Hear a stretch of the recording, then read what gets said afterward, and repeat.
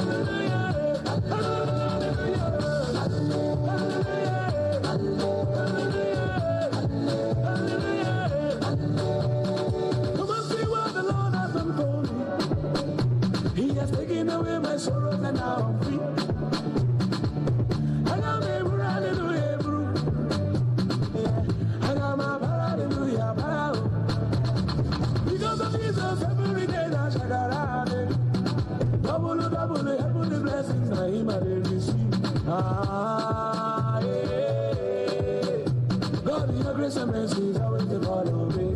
Yeah. He has given me victory.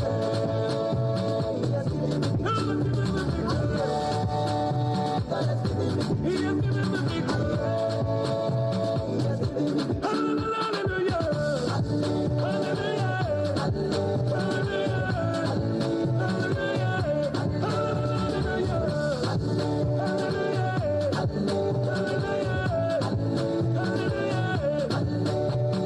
Jesus has given you victory. Come, let's dance, let's give him praise now. If Jesus has given you victory, come, let's dance, let's give him praise now.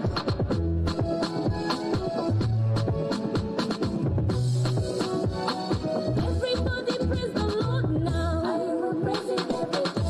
Praise him every day. I will praise the Lord. Oh, let's praise the Lord now. I will praise him every day. Let's praise him every day. I will praise the Lord. Jehovah, Jehovah,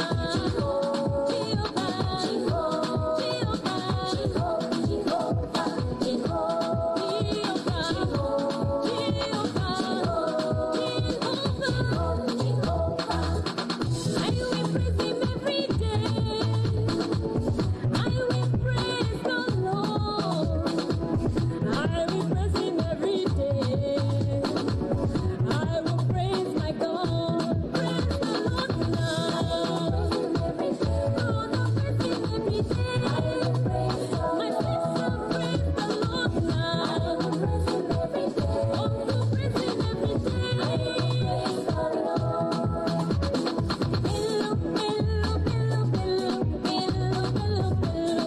See what the Lord can do.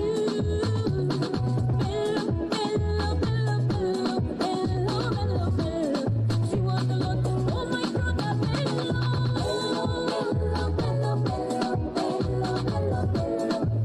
what the Lord can do.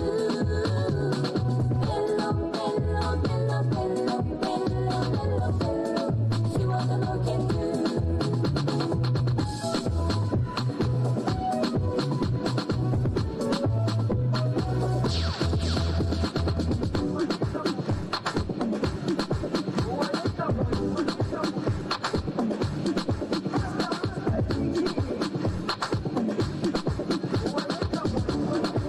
Jerusalem, Ikayalami,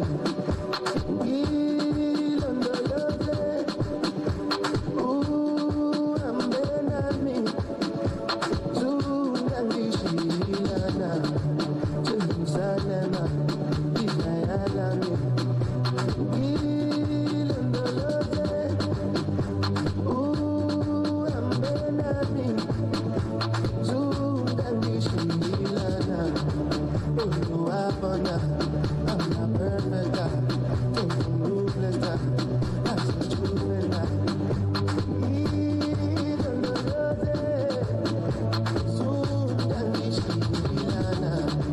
looking to my eyes, see the sacrifice, what's on my mind, struggling to survive.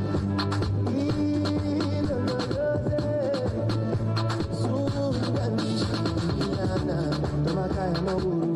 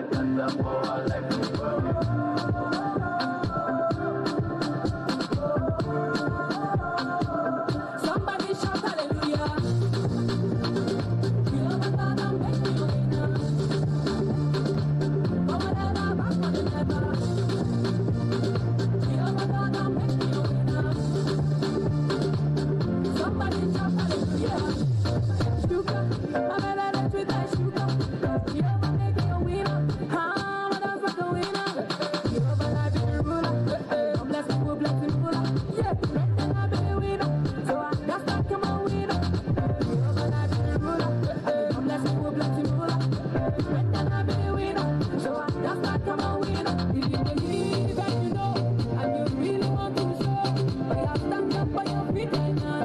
Somebody shout hallelujah. Jehovah God will make you winner. Forward ever, backward never. Jehovah God will make you winner. Somebody shout hallelujah. Some of us are rejoicing. Hey, all the people them rejoicing. Hey, mama them are happy. Hey, papa them are happy. Hey, wonder, wonder, wonder. Yeah, my God is a wonder. Yeah, wonder, wonder, wonder. Yeah, Jesus is a wonder. My God is good. My God is good. I need a super strawberry juice. I hear them make my body they move. My body they move 'cause I'm feeling good. I buy you good. I buy you good. And everything when you give me is good. I hear them make my body they move. My body they move. Somebody shout hallelujah. Jehovah God will make you winner. Forward ever, backward never. Jehovah God will make you winner. Somebody shout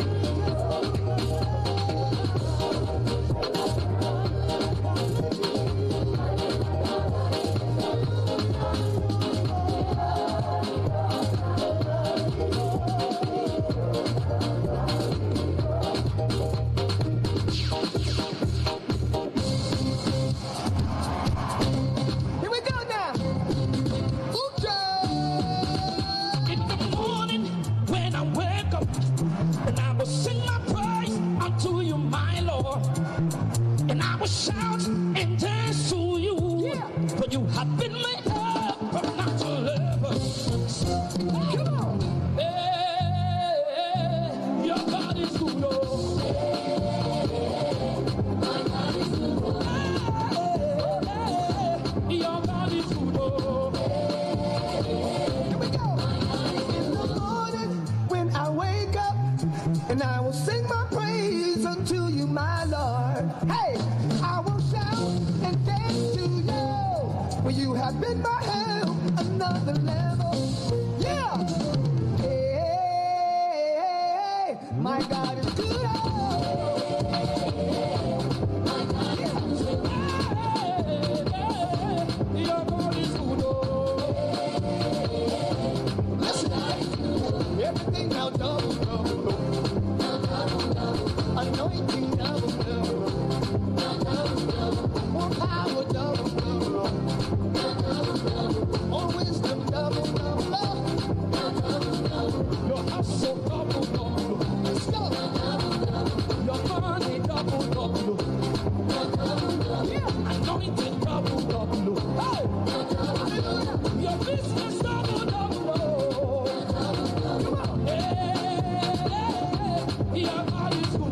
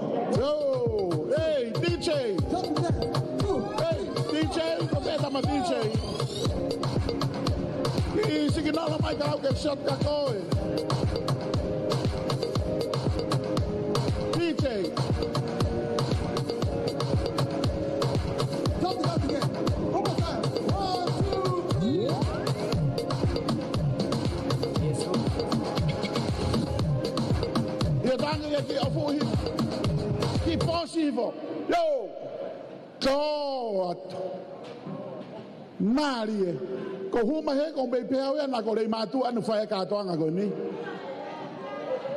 Tapu au pito ki sene. Ko ha be mo itai.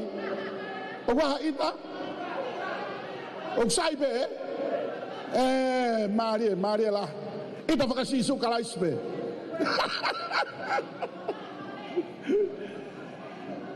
Ko ia ko ne mau pe anga hipola ko ni o ku ke fa no fa fonu. Pea ospe ko ia ku talamai pe he kau sene ka pule waha sene pene mau pe pa mo ki mare et pegi mui wa ngai sege mo tau tuai ko nga ka kamata re tau fa no fo ko me ko sai ai he ha kai pola sene ka kai lo tolerei pene pe pe na tau ke na usia na tau tolerei kai ka huma ka kai ke he tau tu ko ia fo sene ko ia mere o te sio pe he mai ko ia ko ne mau pe ngai pola ko no ke fa fo no ospe ko ia pa mo ki ma e atleta fa ki tu ke pe ka fue be ka fue ko lo ko lo to ni ko inga ke osi ka to fa le ta fa no fo io come on DJ alugo tai mai DJ ha foi fase o te tonu e va e ka fa no fo e ka fa fo no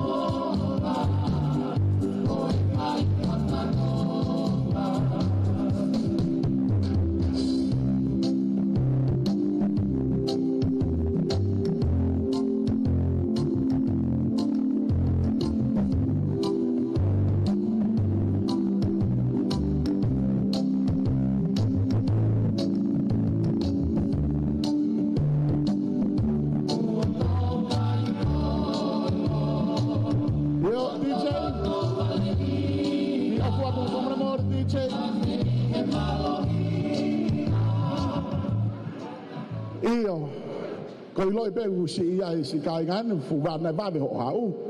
Ka ko hinga u si ko le mai kai ngan te ke lava ka kato na fa fo na mea. Tu ke si finga e mai se na fe la lo ke si fo nu ka kato na ngai pola. Pa ospe mo la ko me sa se ne he ko fe tu pe ke ta u te ke tu po al ka to mo ia. O ye so ang mo fa no ki ai. O ia. O e si va ho amanaki a ko. Ka ba na ke hau hoa ua ko hiri te ke fa fa hoa ua. Okay? Ako hoa ua ko ia ko pa ne ono ka to ko al ko mo ia. Iyo. Ko ia o te ke tokanga ki ai tau mei kagato ka tau kamata reva tau whanofono fo. Iyo, DJ.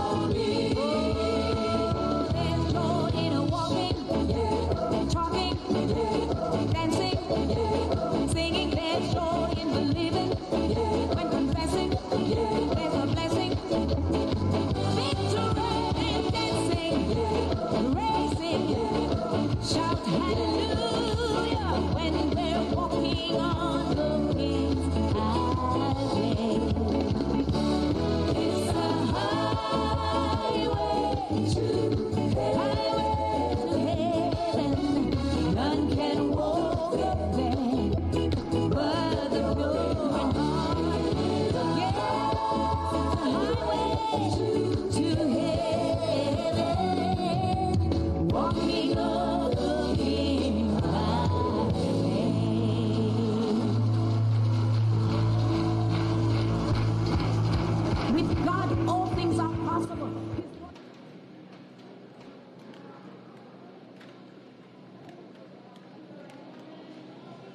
Oh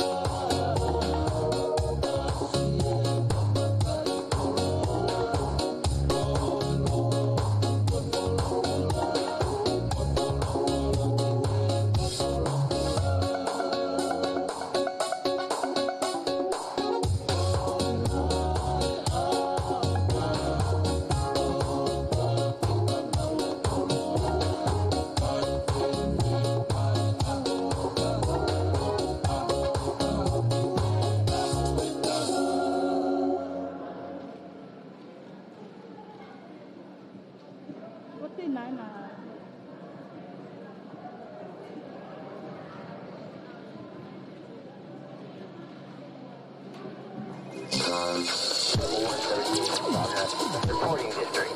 Division plus masterpiece. Prepare for launch in 3, 2, 1.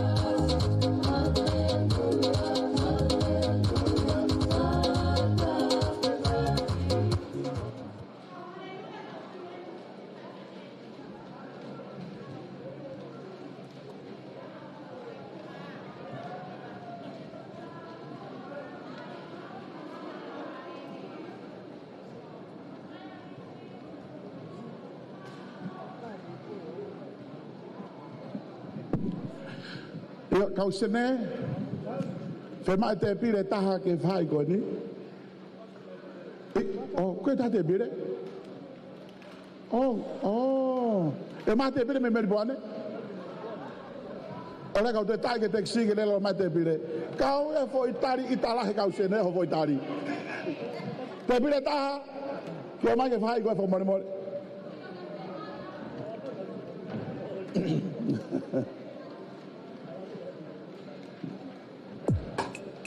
Pa koe whai koe to he mā, sai pe koe ngā koe ospo koe pa e hau whoke me. E whi mau e ki whakatātai e whai ai ngahi aitemi he whai koe ia.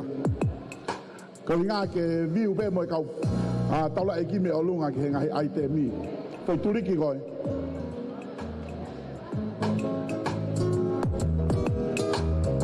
Ai kore ke kau sene ke mai pe ki te pire taha ke whai koe ke whotu hen.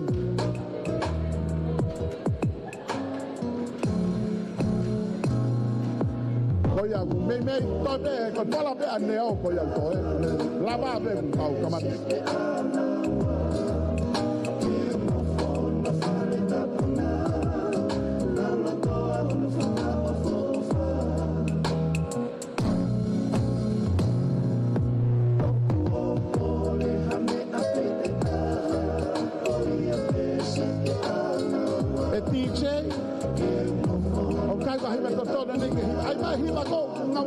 DJ na mohe kakai. DJ, ai mahi wa kwa me vave. I toko na tu shashi ke tama DJ. Tango ko hiwa wa me vave be.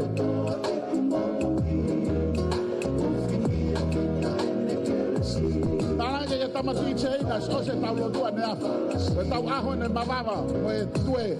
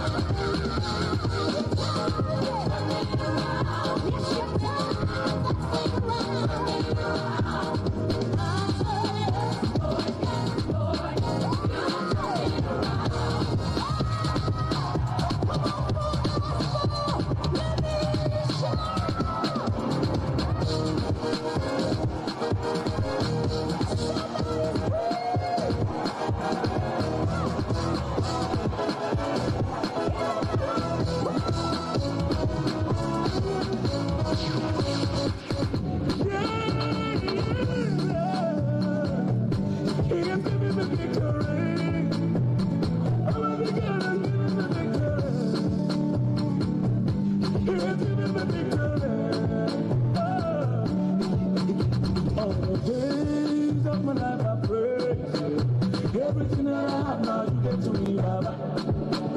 Lord, I say for your love I'm grateful. Jesus, you love me plenty, you came to die for me. Jehovah Rapha, Jehovah Nissi, I am there. Ooh, oh, you're such around, there's no one else like you. Lion of Judah, you're the man. God has given me victory. God has given me victory. God has given me victory. God has given me victory. He has given me victory. He has given me victory. Hallelujah. Hallelujah.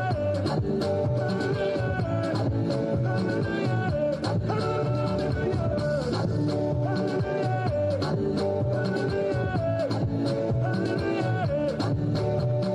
Come and see what the Lord has done for me. He has taken away my sorrows and now I'm free. I got me, hallelujah, bro. Yeah, I got my hallelujah, bro. Because of Jesus, every day that's I got it. Double, heavenly blessings, I am a receive. Ah, yeah. God, in your grace and mercy is always the God of it. Yeah. He has given me victory. He has given me victory. God has given me victory. He has given me victory. He has given me victory. Hallelujah. Hallelujah.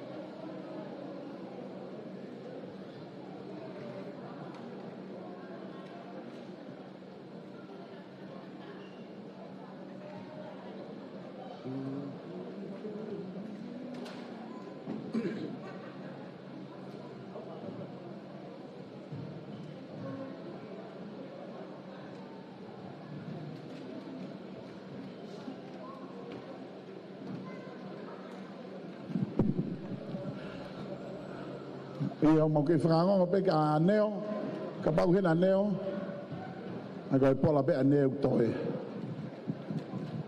e kore maneo me mau ene mea uolunga aneo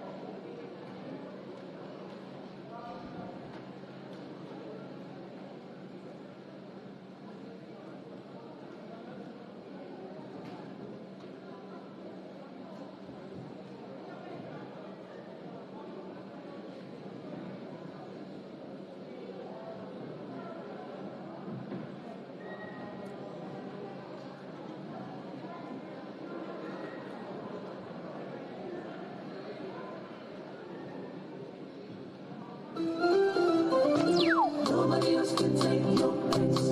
Nobody else. Nobody else. No, nobody else can take your place. Yahweh.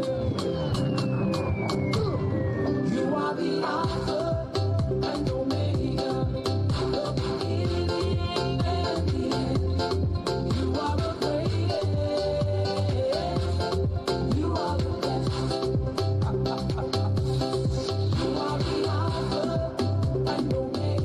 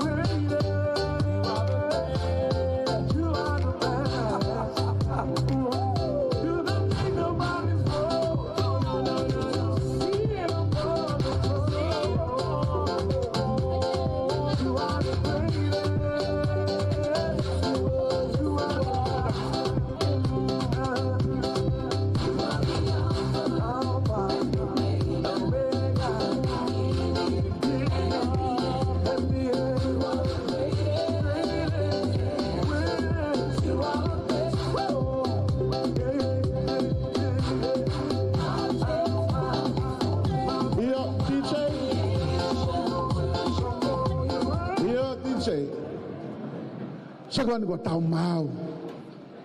E ke atu foki e pusi ke kuma. Ko fefeta ka pangako. Tange kuma ko osi au pito. Ko na tuta feturi ko ya au ke ahol na ke tuta feturi pe. Ko ko tau mau. Ko ya ko ta fanono fora ba pehen. Fai pe ho fili kau ahi. Ko mau hanga no so ke kau ahi. Ko kau lot fo pende ko si na fu sai a pena to me akai. Ke na ho hana to na kai. Kau puis peni ne na mai mama au na be to tu ate McDonald lo. Kau Victoria ne na ho mama au fo no fo ke mari mo lo tolere. E to McDonald lo be kai ko le inu vai po au McDonald. Okay. Ko pe ke ahi. Ko pe ke ahi. Os atate pile ka ko ke hau. Filipe ko pe ko fete pile ke hau ai. Pena ke hau ho family, pena ke hau fa ka nga hau. Hau pe ko Filipe pile ke hau pe tau. E taimini ka ahi be. O wana ke tu mai hata hasias kiloto. Ka ahi be. Ka ahi be. Mana tu kai ke ka hasias hato ta hasias fa Pentecost. Ka ahi be ko tano atu ai. Power on. Kau ahi ata. Power on. Kau ahi ata pe. Power on. Whatever. Malai foi me ako ni mu ako ni. Power Foi te on. pire mu a. Ilai foi tau pot mai ko ni mu a fo more. Power Ko on. foi te ta fa ki ai fai fe kau mono ho de na hau ki ai. Foi me ako ni mu ani fo more atu. Foi me ako ni mu ani. Ke ki nga heke reka tu peke se ano hoko. O foi se ako ne ua mu a ko ia ko fe kau ya mono ho de na hau ki ai. Ko hui ko appreciate asi fe lau ai ka kai ko to ape. Ko ia te mo whakawa ngo foi se ua mu a. Ko fe kau mono ho. Na te ngai ke talatu ke o kau sia si o tautu ko kau ahi bena ko ke tano atu ai. Iyo, Brisbane, mo tautu a Brisbane. Wah, ko si loto Brisbane ya. Marie tau mea. Okay, Victoria, tatu leva Victoria ki loto. Brisbane mo Victoria dai mini. Mana tu ko foi se ko ni mua, te mo whakawa ko hinga. Ko e whai kau mo no hoa te nau hau na tolu ki ai whamore more. Ko ki ngā una tupeke whai sea noho ko.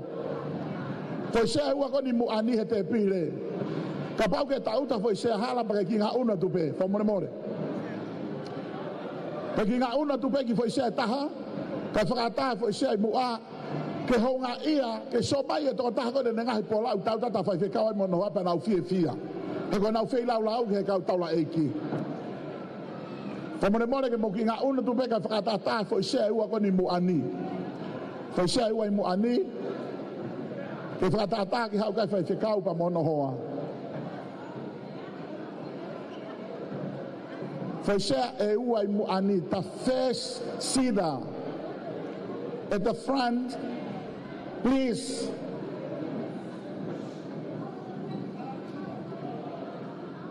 Fo isea ko ne ua i mu ani I he mou no fo. Kau hinga he o mai kai kau whai whikau mono hoa. Fo isea pe ua. E lawa ke mou te ki ngā unu. E lawa ke mou te ki ngā unu pe whamre more. Ka whakawa ki fo isea ua ko ni mu ani. Iyo, aia. Ko ngai hau e whai mono hoa ki ai. Fo isea ua ko e whamore neo. Ko fai ai tia pe me olunga me mea tala mai ke si ai ke si fia ka ngai pola na so mai tauta ta taula e ke na pola. Famre more atu. Kom sa fi ai ke so. Mas ana ke ka mai ka ka. Te ba ai pe ki. Yo, fa isa ko di mu ani ana ko tua ai o kai ko mu ina ko tano te ko mu ani fa more. He ko hinga ka pai so mai a salonia o kai ke tau tanga fa fe kau ke fu fia ne fe lau Iyo, alu ka to pe me ho alu tau ki. Pe ki foi se pe ua ko kore tu ai. I foi se pe ua. I mu ani be ko ia e fai kai kore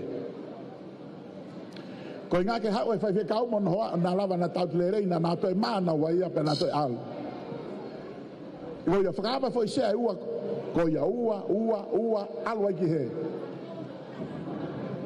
io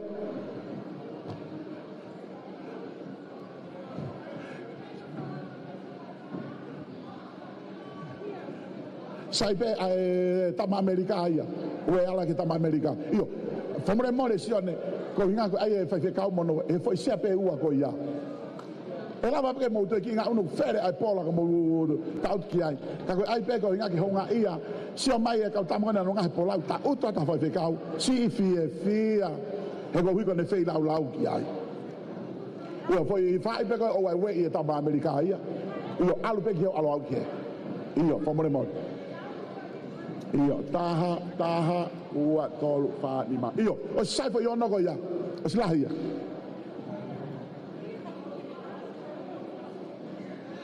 o sai o sfeua malo foi alu pegi he malo ko o si fa puspeni mo Victoria mo ka ahi kau sene mo ki parking ta afte metafaki o reva mo mai ko hiko tala mai be mo tol mo pule la ka sene na mo pe mo to ko hawa fi poto mo tol tala mai be me pule la ka sene mo ki i tire be me ta fa ki ta itali tala fa no no me ai o pe tava ko ya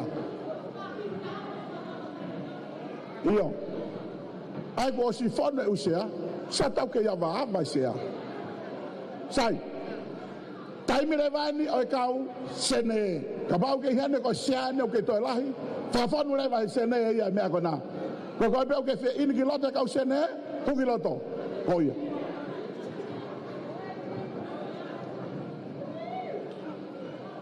io ha kau sene ke osi saya hau MC sene ko na talango fua Kako Victoria fo ke fu matu aki talang o fua au pito penaldo.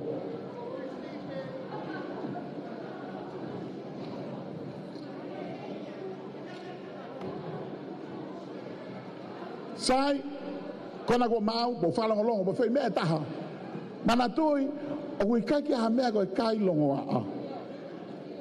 He go tau ngutu ho fanga ta bo taha pe fa mo mo reat.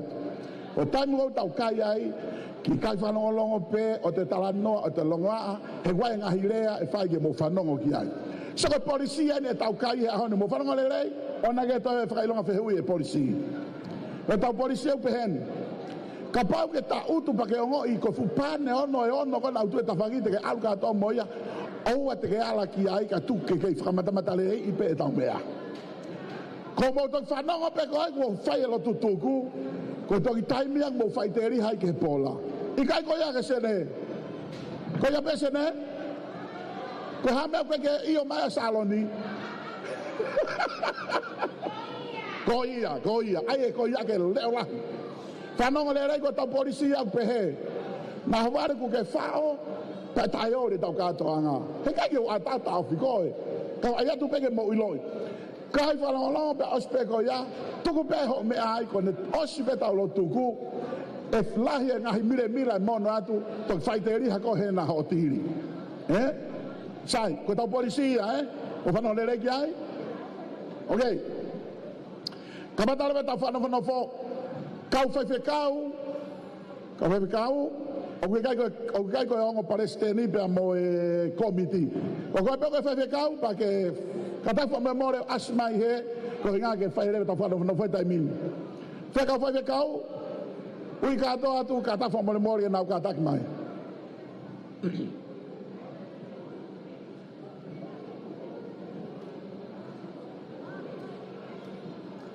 Ka fa kau tu ke he pe a ngo palestini fa ta me komiti. Io mo hawa nga to nai pe. Ha mo hoa ka ba ga hoa sai pe.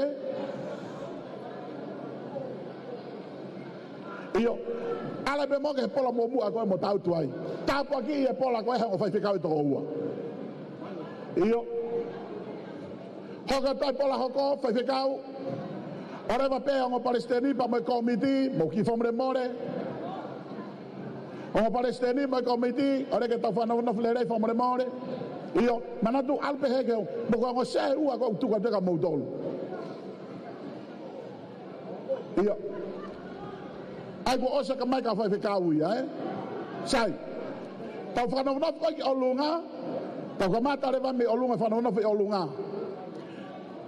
Kamata Palestini pero speak ia o tau conference ko Palestini Niutoni to ape pe ko no hoa mo kata ka ki olunga fo mole mole ka fa no foi olunga mo hanga oange ai no fo anga tonu ki hena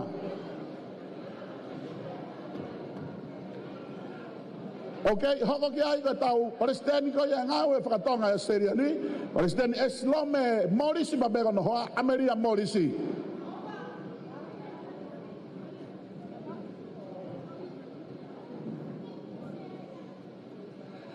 hoko ki ai ko sekretari e tau ngawe fa ka to ai a seria ni ko fa be ka Epeli Tukuafu ba be ki no hoa suri Tukuafu kataki mai ki olunga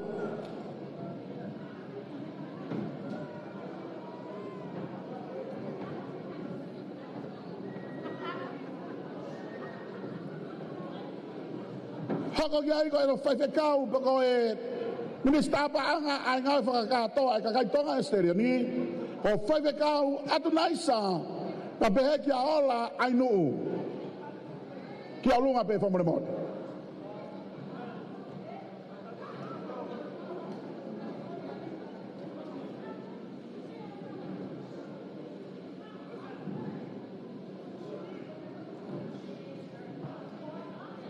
fa mo mo le tokoni Palestine ko pe au ia ku ke simo o he me fa more more ka ta mai pe ko lunga ton Palestini yo lunga ku ai pe ho ai so ana yo lunga fa more more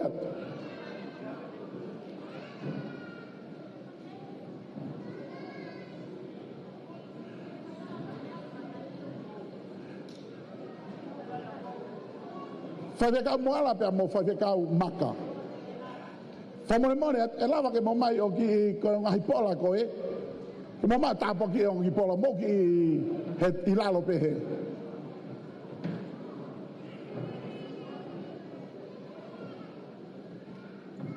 Sai ko mawa lunga, fa ke kau tai polisi pa pe he ki atulu mo kata ka ki olunga fo mo mole.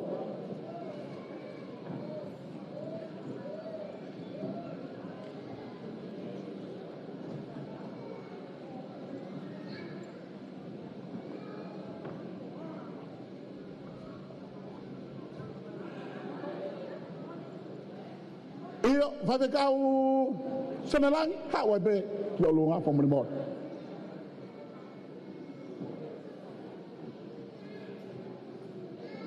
Bisa pe mamanga kata ki olunga.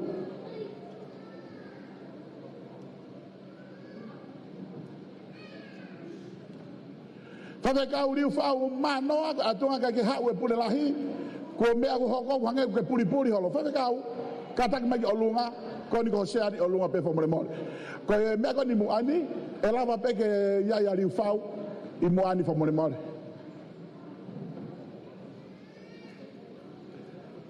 Pega fa ke kau siu ba mohe mo kata mai olunga ya na te wi soana ha ka to ma man ka do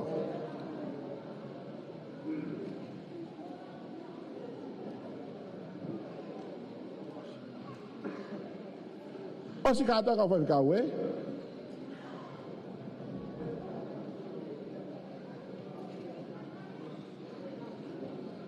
ko te ko ne ma wi mo fa longa fa ta lo tu Tuku ke ulo maaf tuku ke ungawe maaf he mama po uli tuku ke hawa tuku ke ulo maaf tuku ke ungawe maaf kae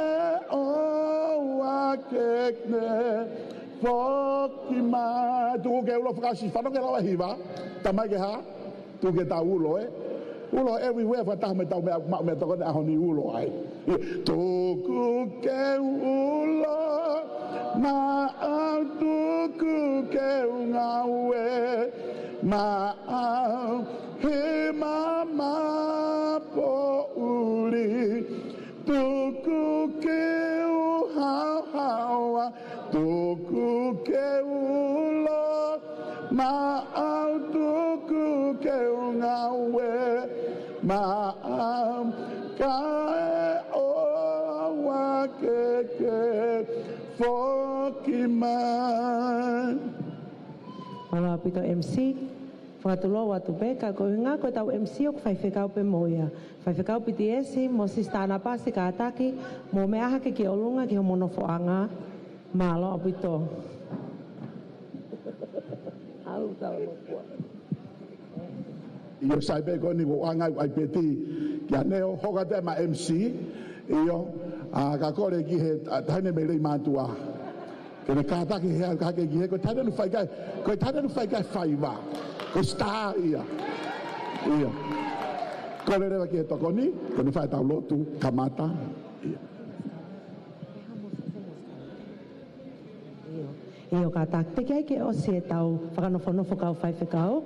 Ko kole at hen ka whaiwhekau mo se whine mo ene mali. Whaiwhekau mo se whine mo ene mali ka pau mo i hen iyo ka take ko monofo anga i o lunga ko mau mai. Ko ia malo apito. Ko ia pau kei toi pe tau ki whaiwhekau e taha whaiwhekau skalu. Ka whaia whaiwhekau skalu.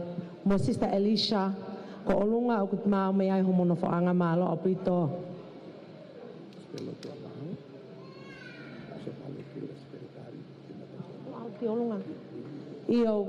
Pastors and their wives, please come forward to the stage, to your seats there. Thank you very much.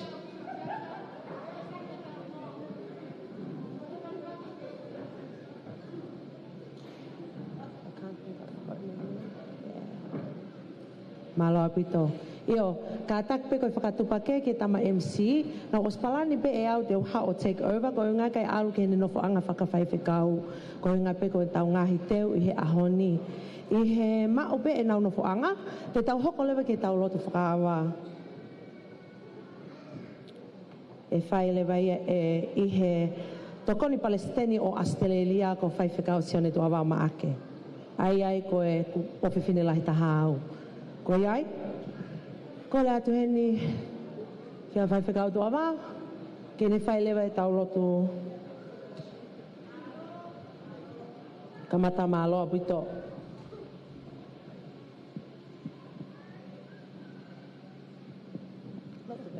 Io.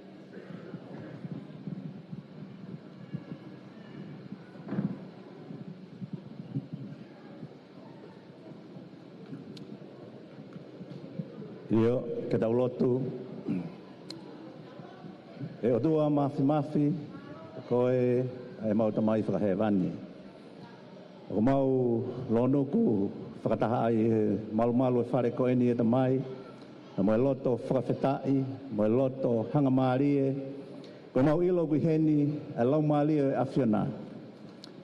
Eiki, toko mua ke nofo ia whakataha au mau whai koe ni, neongo, koe mao e mea tokoni. Ka pehe ke tuku ai pe eike haka i ho mau loto, pe mo mau lau maari, i he whiohi o ko mau whai, te mo e kakai ai a whiona. Mau whamalo ke te koe eiki, whai tāpu ki na mai e Palestini mei tonga, pehe ke Palestini koe e Australia ni, pehe ke toenga e kau whai whekau, kau taula eiki o mau kau whakataha i aho koe ni e ta mai. Amanake ni eiki ke whai ai mao e mea tokoni koe nika koe mau lotu ia eiki ke hoko mai ho lau maari o ke i tataki mau tolu whakaivia, whakamalo hia ki mau tolu eiki ki whakahoko mo whakakakato ai peho whinanga lo. Ia klaisi su ko aloka ko mau whakamo ui. Amen. Amen, malo. Koutui ko whiunga e tau tali, ka ko slotu tāpake ai pie e tau tokoni Palestini. Mo, let's eat! Kana ki ai, malo pito.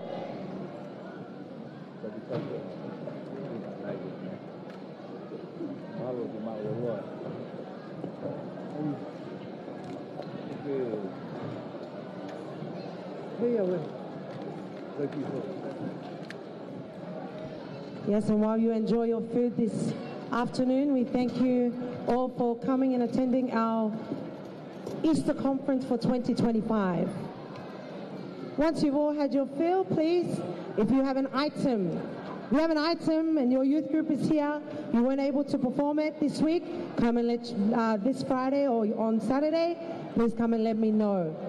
Okay, if you have any items, please let me know, and we can queue up your song with the DJ and continue on our celebrations. Thank you very much.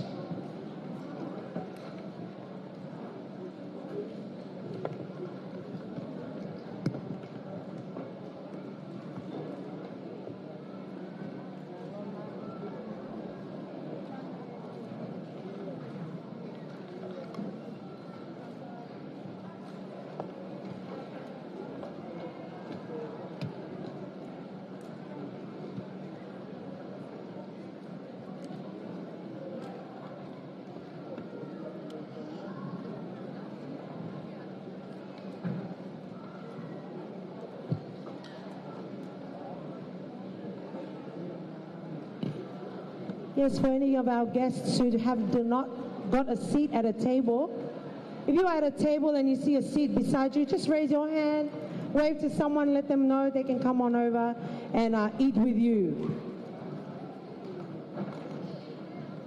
About ya siau atau tapaki, higa ke onima ke alat hataki au tanto ke mo kai whakataha, kei whahomo kai.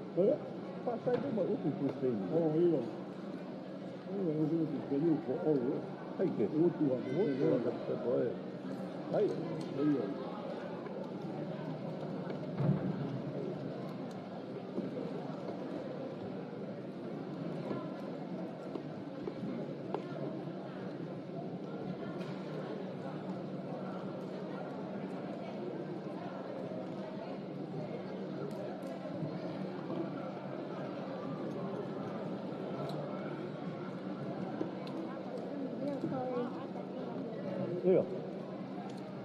Ada lagi. Oh,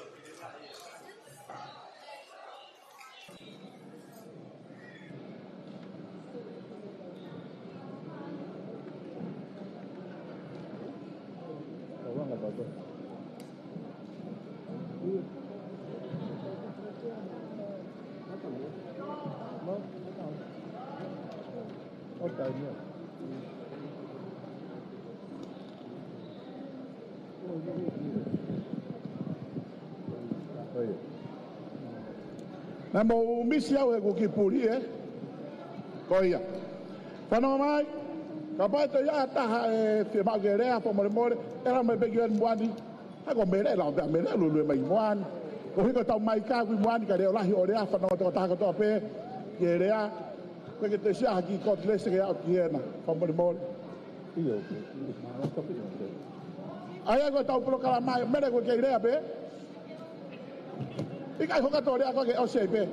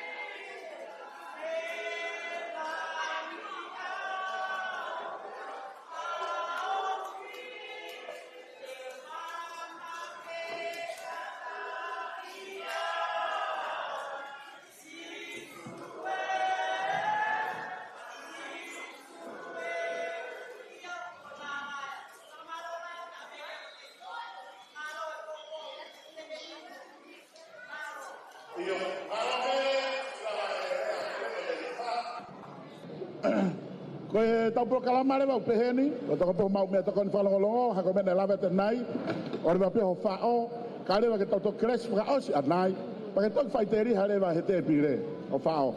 Ko ngau ke whakafo opa pe te pire he ne kei asi mai tau me toko ni. Ko e, o guai ngahi ai temi hen, o te ke whetu taki mai ka ko anga ilo i, o guai o ngahi mea ke, ma ko ma ulu ulu, po laka laka po ke haa fua ngahi mea ko ia. Ko whai to he ma ko e ko ia e whakarere ai. E ta wha ko e. Ai ko lolotonga pe ko e, homo mau mea toko ni ko nipa, mo i kulotonga kurerea, o ate tau prokalama. O skapa te tuke ti tei, ke te maha tau kifo hiva, e tau a. Pea ku lotonga ko e lere ko e ngahi ai teme whai to he ma. E whie mao rewa whai toko ua ki ai. Ke nao o tātā naki mai whangaki i momo ko e i ai. Kai lava le rei pe ma me toko ni minister panga na mo no toko ni bana ki kadak mare wa kilaloni ko nga ke tana ke fan serit ko ya e lava toko ni tau nga we okay tu ga pa wa pare ko puri e algo boy fa iteria ka ko nga pare ko to ki la lo ke to ala ki ai mo aski o lunga mo ulu nga pare ko ya Fomana to te pega mo tolu ka bagwa hata hakurea pa ke katak mai ki muani o fa ya horea ma fa na muani ro to ma me to koni io DJ ta ma da poi pas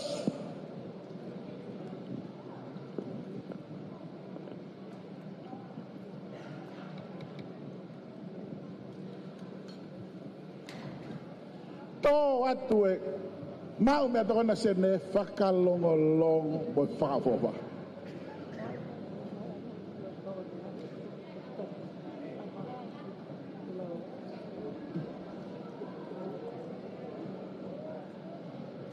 Sana make ai mata DJ ki foi me vave e go salo ni e mohe me fai goi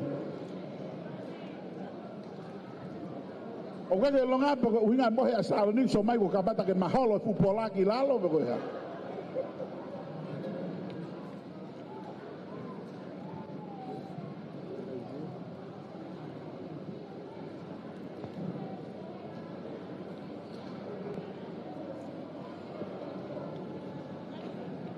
Pamana dai pega pa u ya tahan ure mafana ko muani fa rea ko ko maika le lahi ke fanonga to taha to pe ye tau plokalama tau fa malo fo ko ko konfenisi o se ne tai tahaono o ia seriani ko tongi hoka tene konferensi Australia tau whamalo mo whamtai ke iki ka uhi ko tau tak fo ou ko hui ka viso ne wange o toa kia teia tau hoko lewa ahoni tau o ngoi ko mana tau ane po ka o mea na fulahi e mau mea na mau lawe kai mau whakataha pa kai ke to e hoka ki ai ka ko ai ke tanga na tolu e whanonge feedback ya ka kai talamai o te whata konferensi a fe ko e ganga na tolu tu ane afu he ko hai mea o mo te ega ko tamai o ku whakalata pe whakamawhana wow o whangi mea le rei e te whanongo ki ai e ta whaako ia ke tau iloi ta koe ko uhinga o ke tau whainoa ia ngahi mea koe ni ta huiai a tau aonga e tau ngahi mea koe iyo toko ua koe ni stareki na alangi mei puana ke mangao e pa huari peku puria ia ta hou te whoki mei peki seren stareki iyo rea Patai ke ki hange ko kakai ne ki patai ke ki Lerea Sioma Mau e pe Papai ke ki ko nga ko e tau konferensi ko ni ko e tau paka pito e tau ngau ke ki e wafi wani ba tau falata ne tau moui ko e hanga lau e MC ko tau lahi ne tau fai ngau ke ki ko tau te foki mani ke whatataha e tau moui ke tau fai ngau e ki hanga ko tau kawe ngā tū pa ke ulo Ko tai bieni o fe mau e ke ulo tau mama ke kakai ko na nofo e papouri ko tau ka venga ia te fai ki rea ko ni pa aska te fai tala loto ka te motolu fa ko nga ko e le e ki mo ta pa ke ki Nani hanga o whatapuni. O tāpua kia ke moui he tau koe ni. O tau koe ni nau iro iai ko tau ane lau ke na piti na ai ke u alu ke manga au e i meripoane. Tau ko au ko hane ko Siona. Ko urere takai holo pe ngau e iki o ane pe ko ki hola. Ko te hanga iki o ui mai au. Ko ku alu koe ki mamani. Ko alu pe o ako mo ui e ngai mea lahi ko te foki mai pe ke ngau e iki. E ko ngau e pe au ne tāpua kia tau ngai mo ui. O whatatau ke ne tuwhatare ni ti. Tako whamaloa ke iki, ko ngā koe lelei ko toa pē, ko ngā tāpua kia ke tau moui, ko ngā ue kau tonga i whanua ke ngā seria. Ko whamaloa ai ko ngā ke tau kawe i ngā tū ke ulo atu ho māma i a kakai. Ane pōna e tāpua ke iki, i he tau whawheta i, hanga koe rea e tau paresteni, a e si, na e koe mea tau pēna e rea mai iki ka te au, i ane pōna ne talamaka te tau tolu, ke mo maani oni, e ko maani oni. Ka pau ke moi maani oni, e a koe ni, e konga whao si, e whao whao moui ho tau i ke iki, e ko taipene whamatoato, ko taipene kon ke ulo ai ho māma, ka te nau tolu koe ke nau mau a lelei ai moi ke iki. Wea tai milai tau nove moi ke iki, ka koe ke tau whamatoato ke moi ke iki. Wea tai milai tau e iki, ka tau ke momoko pe, ka tau ke vai inga pe, ko ngā koe ke tau ofa ke o tua. Nā o tua whaki mano alo pe tane whatupu. Koe ko ta pe tuipo pikitai ka te ia. Pa tene ofa pe ka te ia, pa tene whaiwha matata ngau ke iki. Ko tau ka veinga a tau koe ni. Ko tuku ke ulu atu ho māma. Ia ka kai, pe ne hanga e whakamalo ia tau tamai e langi. Ko mao ni oni e o tua kou tau tau iki ai. Ko whamalo e ke o tua. Tu whamai pa te mautolu ai. A lelea e ki. Ia mai nakon ko sine hanga e puri anga whahua pirisone. O taipu kana hoi ke pirisone, taipu ka ni ko whahalo buia, ko no whai mamani, ko whanga whaianga hi mea ke mamani ko ni. Tako tangatau ko moi ke iki, tangatau ko ofa ke iki, tangatau ko mahuinga ia au pito i ofa e ki na whai ke moi. O taipu kana hoi ke pirisone, hanga o tua o talamai ka te au. Wau, na uhanga o tāpua ki koe, e taimi na ke mo uhi ke he iki. O taipu kana hoi ke pirisone, na uhanga lewa o tukulolo mone mo i ke iki, na whaka mo i ke iki patanga iki, whamane mole i au. Ako taipu kana u i e pirisone ai panga iki, o whamane mole i au, pa tukulolo ka kata mo i ke iki. Taipu kana u e pirisone ai, na hanga whatafoke ka kaito lahi e novo pirisone ke mo i ke iki. E pirisone uraki kana u i ai, na hanga whatafoke ka kai toni manoa, pa na mo i ke iki. Pa ave o ke pirisone kono ua mea tatau pe, hanga o vahevahe a rere iki ke kakai e toko tau noa. Ame ko ka pirisoni kono tolu, ko to te au na nau yai, pa tai ko na tuange mai au, ko to fit noa. To te au ni manoa tai me mai na peta na u pirisoni ai.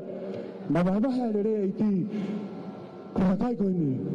Ana tui, ka pau ke ulu atu ho mama ka te na tolu na no pa pauri. Ko koto kula noa tau tau ke iti. Ko tai meni ke tau fama to to ai. Ko tai meni ke vai vai ai le re ai iti. O fai ko mo ui, ye fei tu, ye ngawe anga, pe ko ka kai ko ta pe ko mo fetau laki o kai ke na moi ke iti. Fie ma u ye ka te tau tolu. Ke tau vai vai le re ko ya iti. Ka te na tama sisu, kai me ka na bora sipika ta. Na tuange to ve hiva ka alo kumi a sipiko na more o peta moi ke ga ko ni o ana ke moi ke ki pa ke pe ke fa hanga au ke ki o sanga ki a bete ga tare ni tika ting mo tolu pa ni tufa tene ene foro ting mo tolu te mau ke ulo hatu mo mama Pag pagpemaya ka tingin ang tolo nga ako ni ketu ke ulo tu mo mama ya ka kai o fa malo lai ke o tu ako nga ka ngawe ko to pe tau fai e ngawe ke ti pagpemaya ka tingin ang tolo ko nga ko ni ke tau fama to ato pemaya ko nga ni ke ta foki mo le tau ngai mo ui o ave ke o tua ka nga tapu aki ki tau tolo pag tau fama lo ke o tua ko tau kai e ta tau pe ya ni afi ta tau pe ahoni o ta ngata ta ngata tamai mau ni oni e tau ka fa hau tamai o ko hau vave pamokto tongi o fuaki whatatau ia ke tau ngai ngau e ko toa pe ko tau ngau e ko tau hau pe o lotu au ka pomohe Kama ke tau tuha ke konga whao si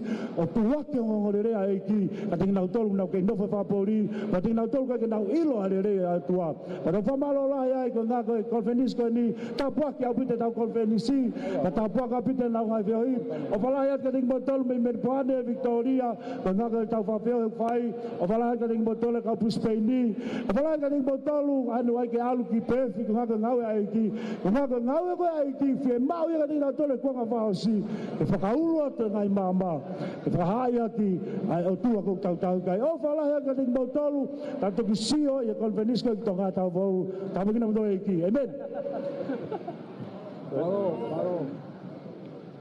Oia malo tareki na alu lerei pa tareki prisone alo malanga lerei na kai alu ya ko ni fai ko okay to na wale fa ko masina ale masina fai ko e ga alu lerei pa tareki ya ko ai ka ngai item ko tu o tonu ke fai mohu he taimini ho ke hene ka kai ke na fa pare mo dol na havare ku na fa piko piko pa ka ke na to tu ko lo fa pare mo dol ngai item fai mo fe tu tak mai ma betaha ave mo mo hiva ke olunga ke tamati chei ko nga ke lo mi mai olunga ka fai mo tala mai mo ngai item ko nga ke fa hoko ia ke ta fa hoko iyo Kau ku kamu mai e tokoni, Krispeini, samai wana fi ai te merua.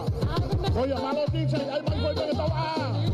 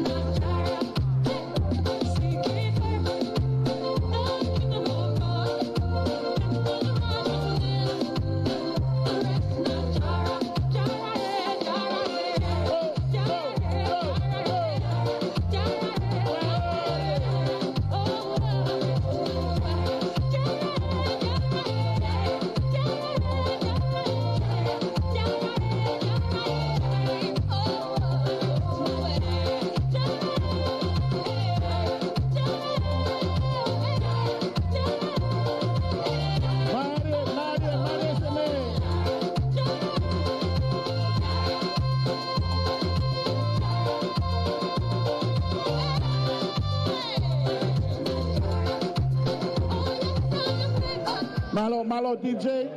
Mo Brisbane ko Australia ma mo takoni fa ka umaka mo ka taka ke tafaki ko e ko ia fai ai ho mo perform fai ko na. Hanga ko le atu e maka ki fa to ngai me pa ki foi to ko mela fanki fa pare pa to mai ki heni e. Ka pai pa ki fa pare to e ko na ka to pa sai venge na do mo ia. Fanki me pa to ki la lo mo asko yo lugar pa ke to mai. Ora ba ni ai.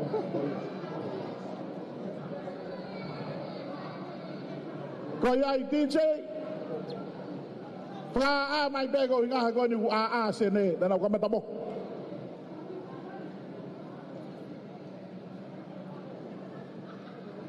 Ko ia Brisbane mo ka takia ke ko ni sto mai o si fe mau ke ai homo mai temi.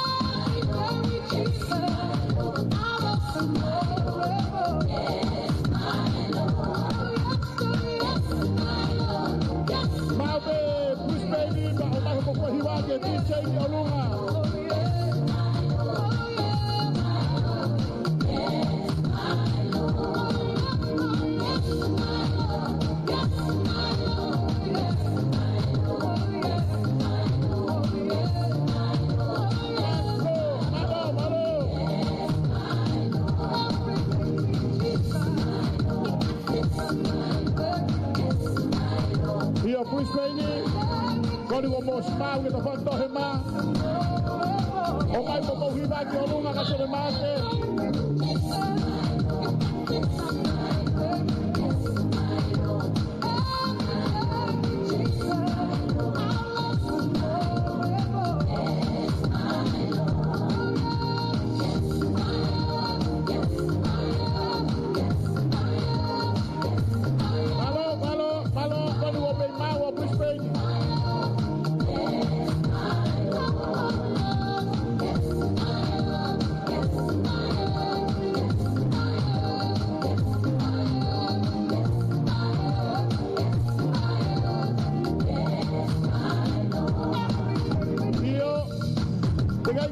Ate me Brisbane DJ kwani ko le mafa nani tai ne ko Dominica o ke fai ku ka ki ko mo tu ko fai ko ba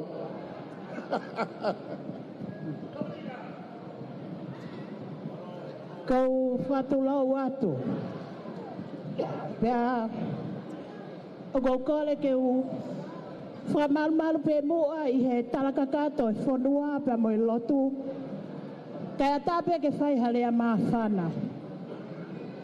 Koe katonga nia koe koe mea fo'ou ke tu uai fefine koe ni.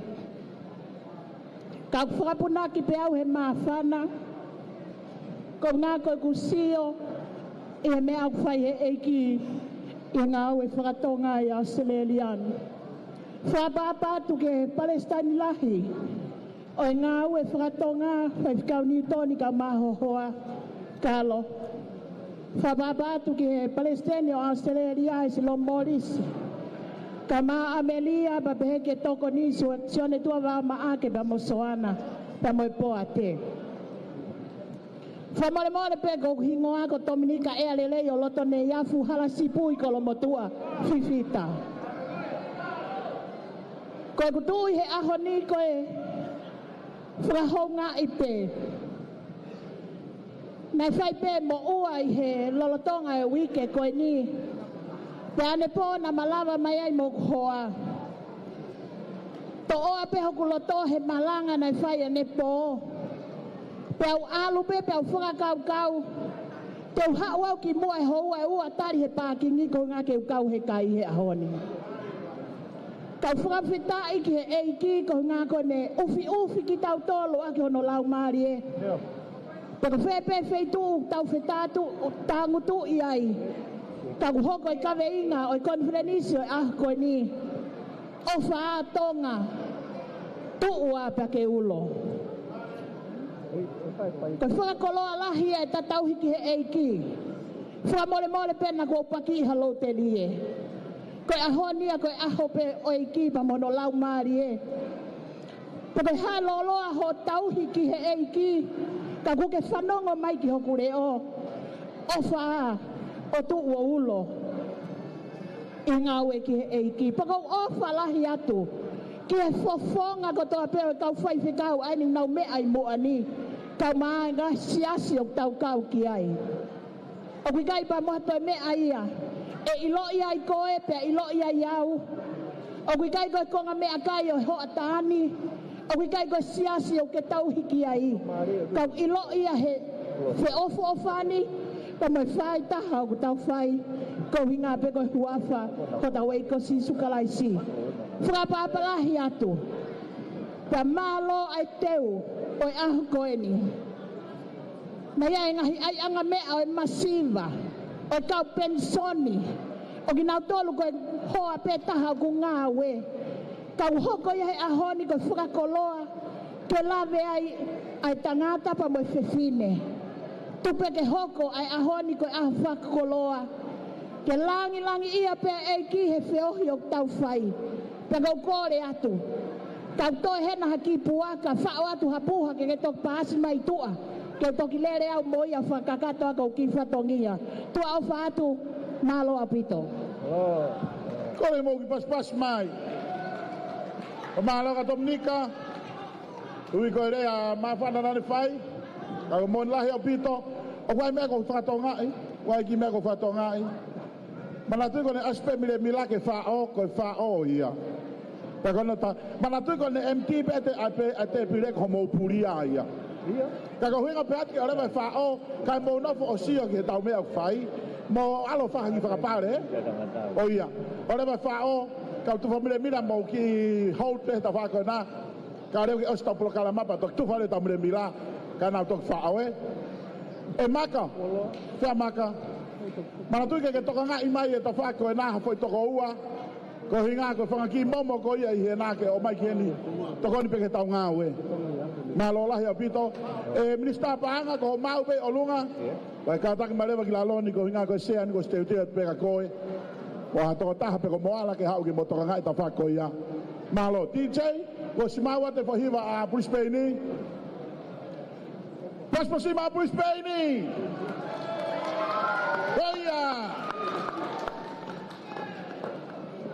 O ke lava pe o ki malanga le leki o longa awa hangi fo isea ki mua ki he whai koe. Ai haki fo isea whakaawa ke lue hako haki whakapare. Marie!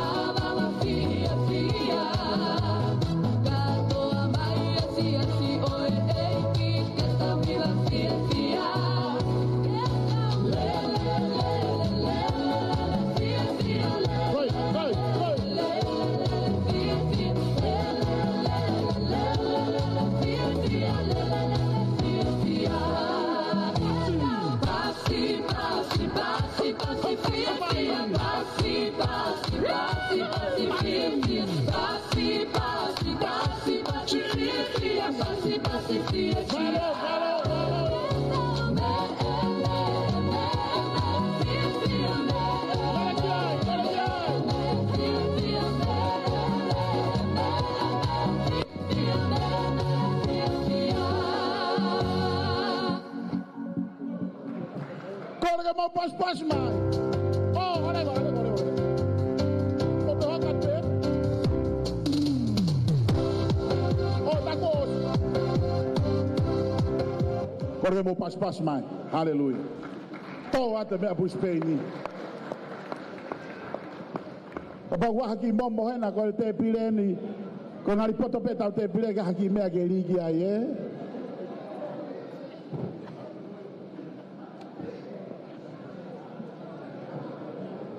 Maria Mereane, sako Mereane, pe fai toton.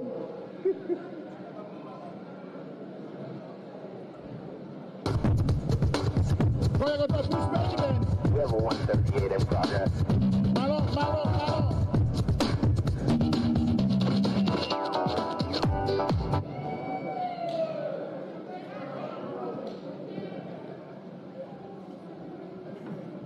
Ko hame asa me ko tola ni mahe. Ko whakapare ko le nge ngape me lan mata Ona te ase mea ko lan mea ka ki mau to confuse mata lau panga ki mea ko ya. E nge ngape me lan mata. Mare.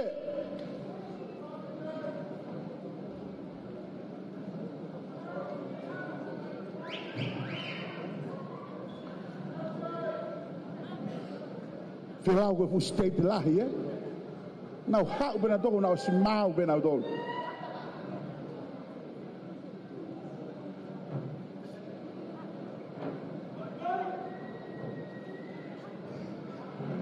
Ai ko foi me alerei ai tari ke takui e tau sipoti anai na ui e pe halau amanaki baka ke to tao mo faiva. Iyo Brisbane. Mari mai ka ua pe.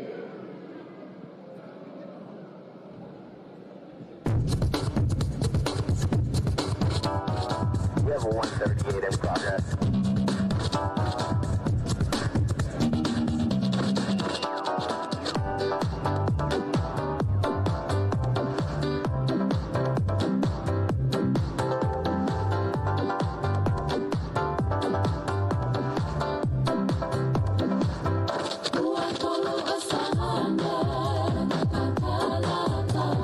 Maria Brisbane.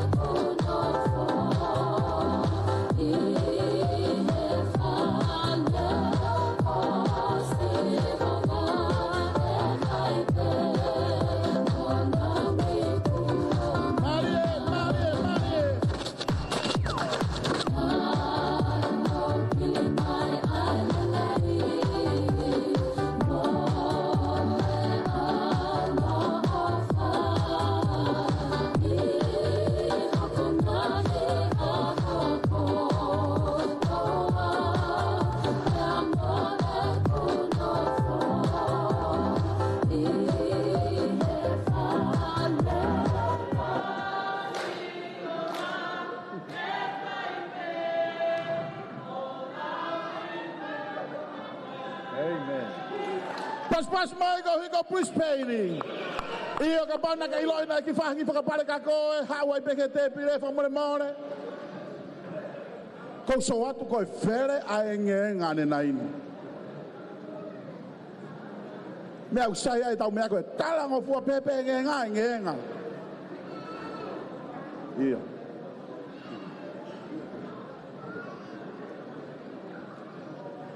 Tomalo ki ko hiko Brisbane. No hanga whakawelewela mai tau katoa ngā tangata o maka. O whelau e kohie koe whotu, wheitu e vela o si. Ka pau te ataha ku ahane aitempe ha o mai ki heni pe kai ngatai ko ngā o sieni, toki hoko ate whai aitempe a Victoria. Mana tui ko tau aitempe ko alu ki he, kai ngā mea ko aitempe tai totong. O kusine tau aitemi tau mo ka hasila ko ya mono ke te pire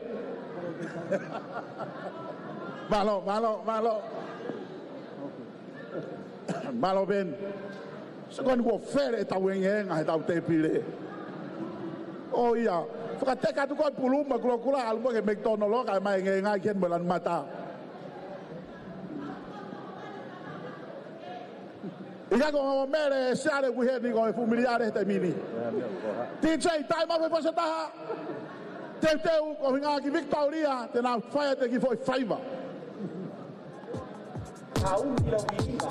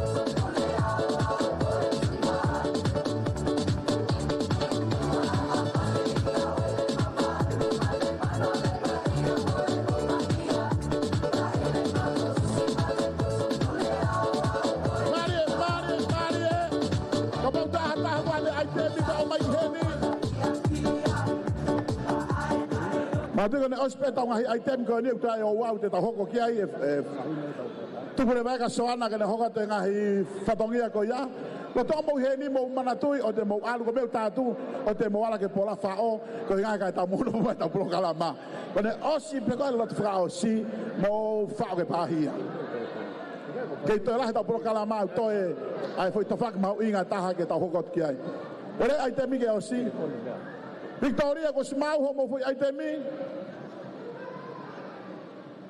Ia te tai me pe DJ foi fase taha mago mau a Victoria.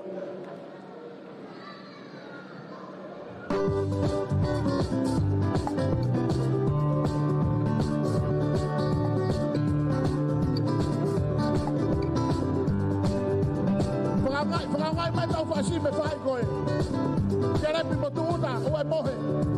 Frangai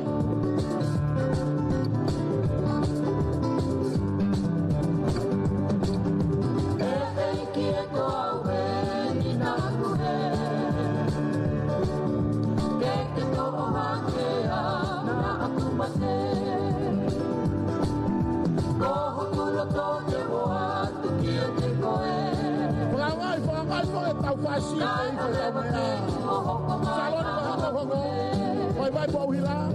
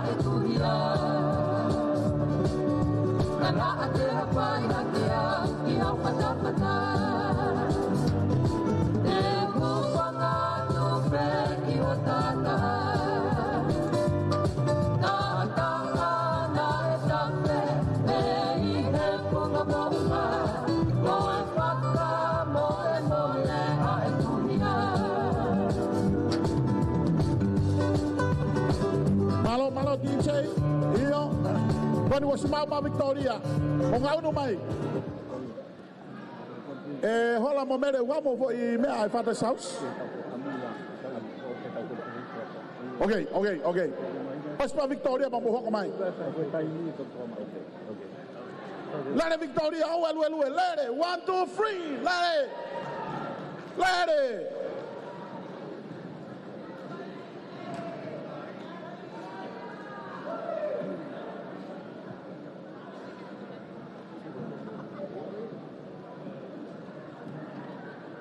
DJ is mau for hiva. We, naki, tanga kia sir mak ha for hiva. Okay. I gonna ospe item ko ni hokoi father's house. Ospa hokoi va ni wine mantuluti. Ko inga hoko pe ko inga ka hokoi va tafa ke taha asona.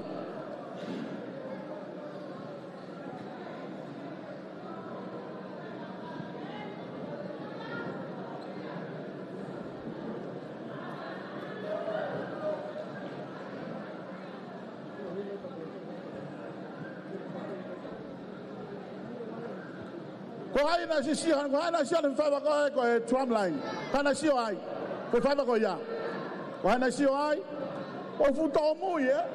E ke bo so pata fa ko ya. Tram line. Ko fa ko ya. Kana si ai. So ko ku pe atu ba ka mo tram line mo atu ga mo vai la he fariki. 1, 2, 3 tram line. Ai ke ngalulu ke tawari ka toanga. 1, 2, 3, tram line. Ano ko kau ma pede na show five. Motor mai. Compare the tram line. Atunga va ei la fariki 1, 2, 3, tram line. Mari. Mana na moangi Victoria ka mo fano me ko tram line. DJ ko mau be aluya.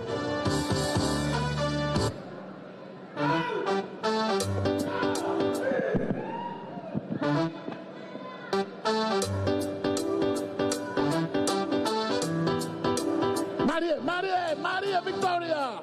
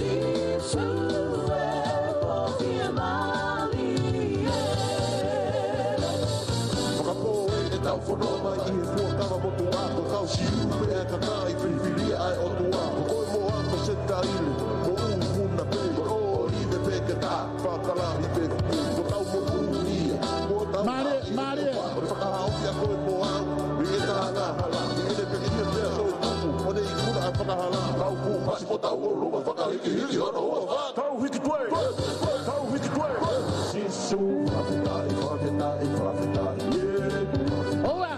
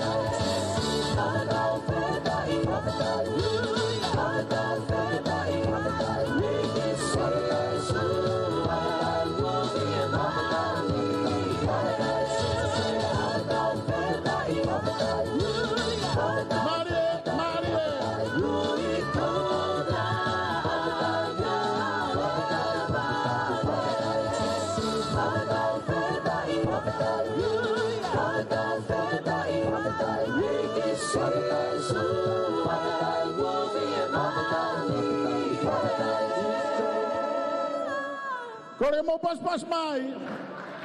Wahe Victoria ia. O hai beheni. O maha mo pare ki he te pire. A tu hai fai mo ke vā vange ki hege a hao pare.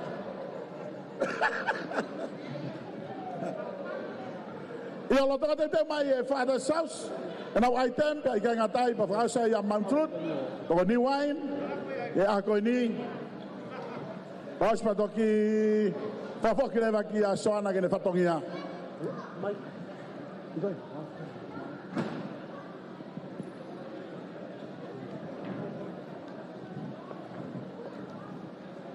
Whawhetai hiki. Praise the Lord. Hallelujah.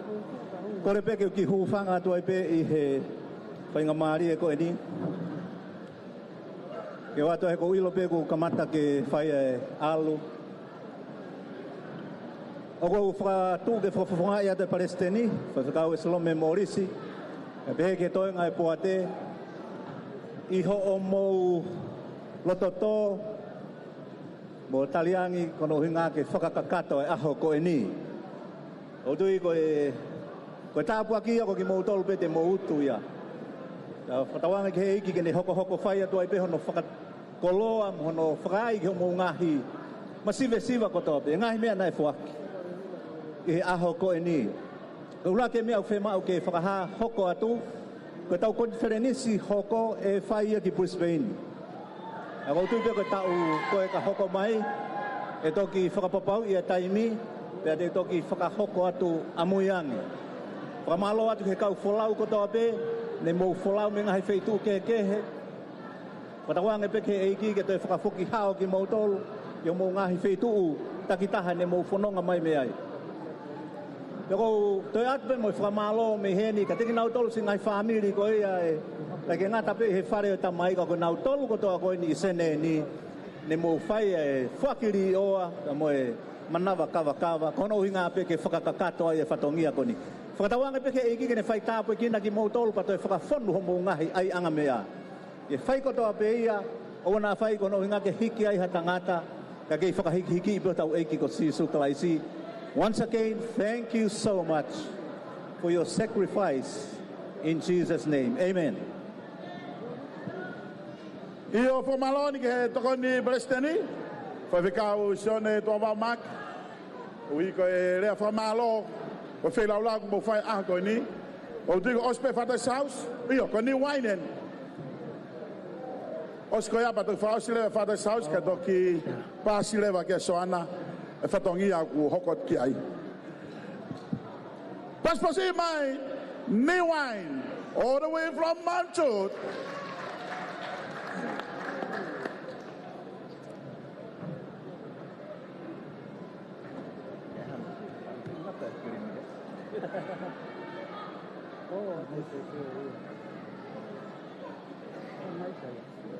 My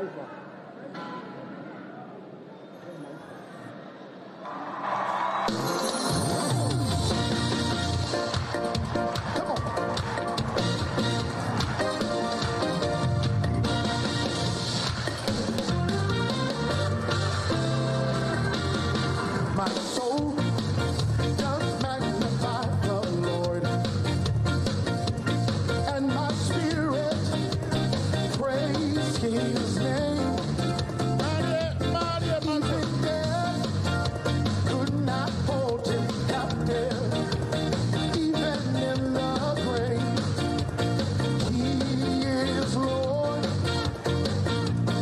Even death could not hold Him captive.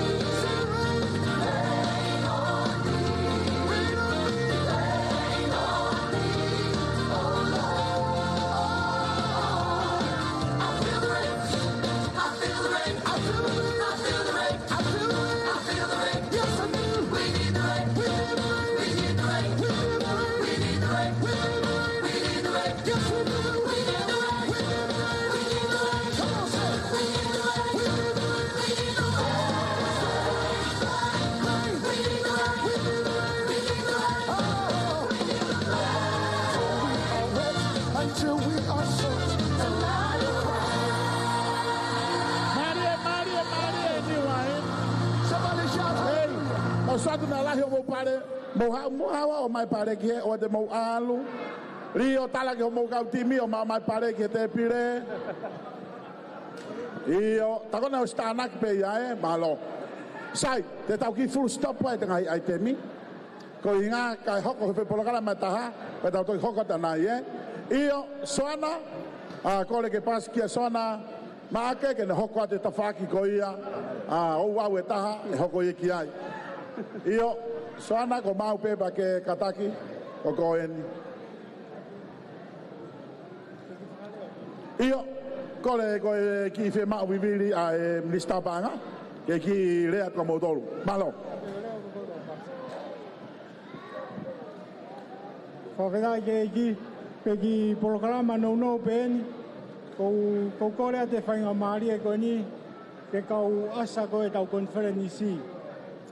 Ka pauna ke asa, te atpe miniti pe ua ke wawe mai, ka pau heka te ke iheni ai, e te kanseri lewa. Korea te ke kau asa ke nau mea mai. Mai ka ke oki. Ia te whakarea tuko hiko kei VAT hok leo Ka pauna ke ngau e whakaasa. Please, come right now. Haki mo ani hok ho pare. Ka ikai te umau e ho pare. Ka pauna ke asa, wawe mai he tai minimit pe ua tuka mo tolu ke mo mai ki heni. O iki awot ba kehi kang mo tolu. Wawe mai kau asa, pa ke tui ba te unga asa. Ona ke lue e tai te unga mai ki heni. Te unga asa, e fuaki atu he tō taha tahi pa ngā ho pare. Ko ia hama te unga kakato. Mahari e ko ia, ko tau mea ia.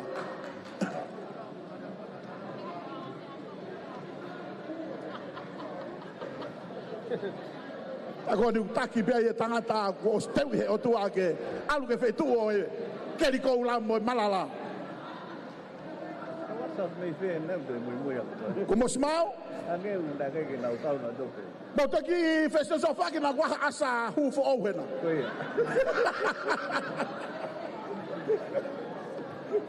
Okay, mau. O fau leva. Tu fatu he tau tahi pa nga ho mo pare. Ko ngau ere ia na mo fai, ono tau hi e tau polokalama, tano no tau ngahi mea lere. Te be kai ngatai mo toka ngai ngahi pafu. Toka ngai ba mo ngahi maak. Mala i tua o mau e tau ngau e fai. Kone mo pas mai greo lahi. Ko si kakai mau inga ni he tau polokalama. Le tau hau ki loto tau fie maari ai, ka nau si tau me whenga tai tua. Ko hai te unga kehe a kon te asko ni. Io ku te unga fo au pe ia. Malo. Oh, ko kau VIP e te unga kehe. Maari e. Ue ko salo ni whakaosi aki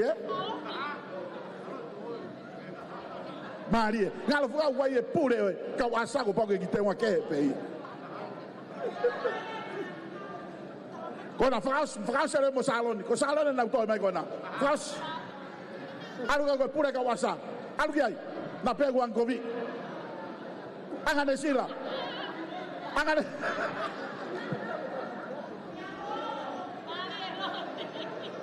Pe tau ngau e te tolu ki te hamea ia koe. Ko wheta ko tahane na hanga prepare koe flowers. Ko hai. Io. Hamo koe ki heni. Whakahau ngā i ko hui koe ngau lelei na ka whai.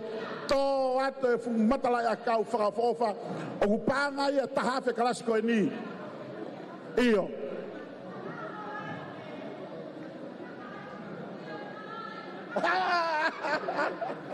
Maria la. Kona ko hopare na ngau e lelei na ka whai. Ko hai e toko tahana ne hanga teu ia e fo i hingoa i olunga koe. Ko hai ia. Ko hai. Io. Hau he taimini. Hai taimini toko tahana ne teu olunga fo i hingoa koe i olunga koe fo i pena koe. Vabe. Io, lere mai.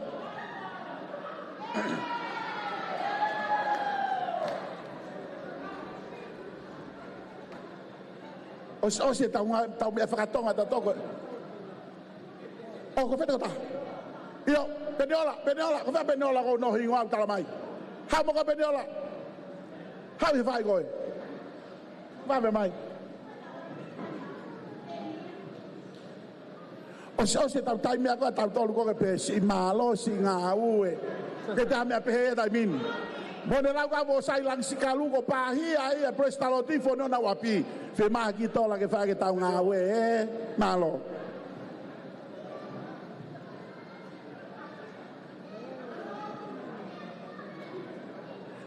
Ko hae mo fefine na hanga prepare ko ang hai pets ko o hu mai he ke conference esta. Ko hae mo fine ko ya. Ai ko tau fa mo hai tiola fa mo le kata ki mai. O wana ke pe ko fa mo nga wete ma hanga kehe. Ma wilo pe ma tolu.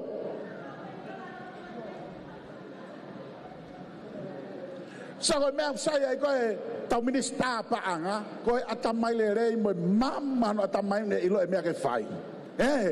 Ko ia. Malo tiola ako.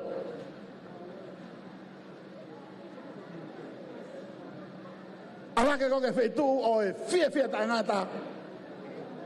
Ko e fai ton. Malo toi bang. Sai sona make ko eni. Malo. Tai mai ti sei ha foi fasa sona. Tai mai e ko fie be tonu. Tai mai ti sei dai mine na vale wa mai foi mai ka. Tai so hala ma se de make. Hallelujah, fa feta ki.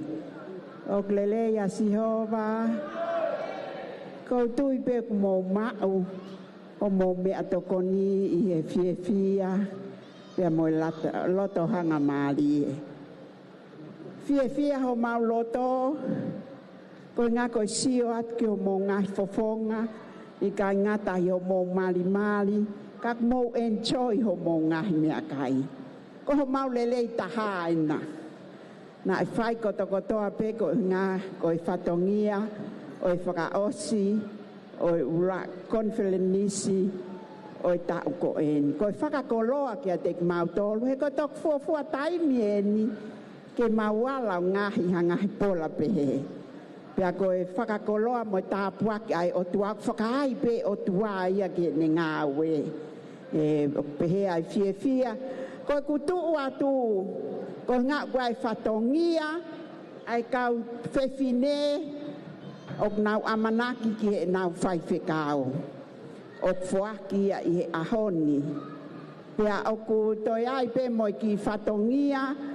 O ku tari ki he tokotaha ki he tau Palestini I Australiani. Na mo os ilo pe tau whakataha, pea tau loto ki ai. Ko ai ko tokotaha ko kumi holo ko fiwa whakasio. Kai ka tak pe mo ka pau ku ke I hena pa ke whetu taki mai. Ko ngā kai hoko. Ko ia pe o ku mau. Ene fo aki, pea whetu taki mai. Ka tau mātuku he kuo teu e ngahi pasi ke nau wholau atu. Ko uhi ngā koe ngahi whatongia ku hoko mai pe ngahi wheitu ke kehe. Ko ia ko o siro ko sio ke turiki ko mahalok maawa Brisbane.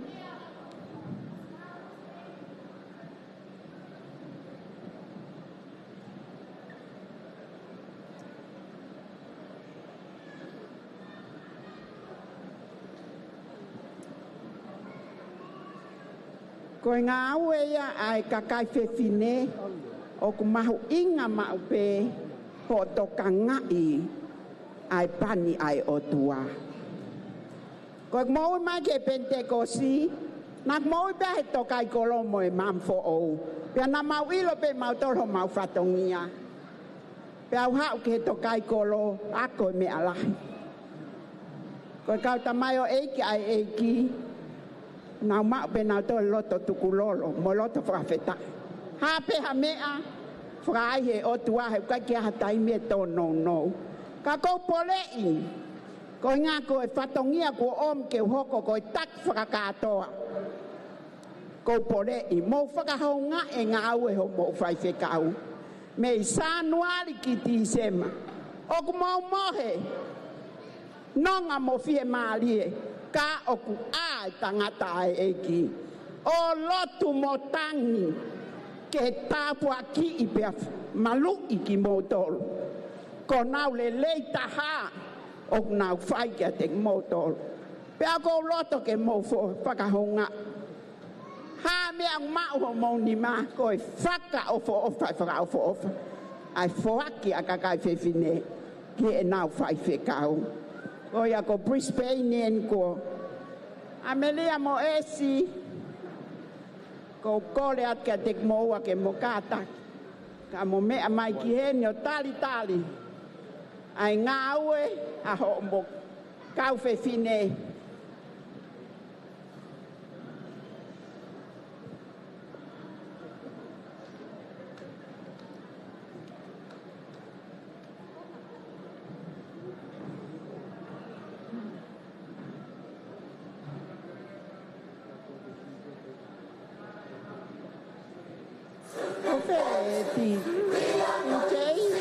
Mai ha fas whakaloto, kai ko fas whakamāmanu. Ko fas whakaloto.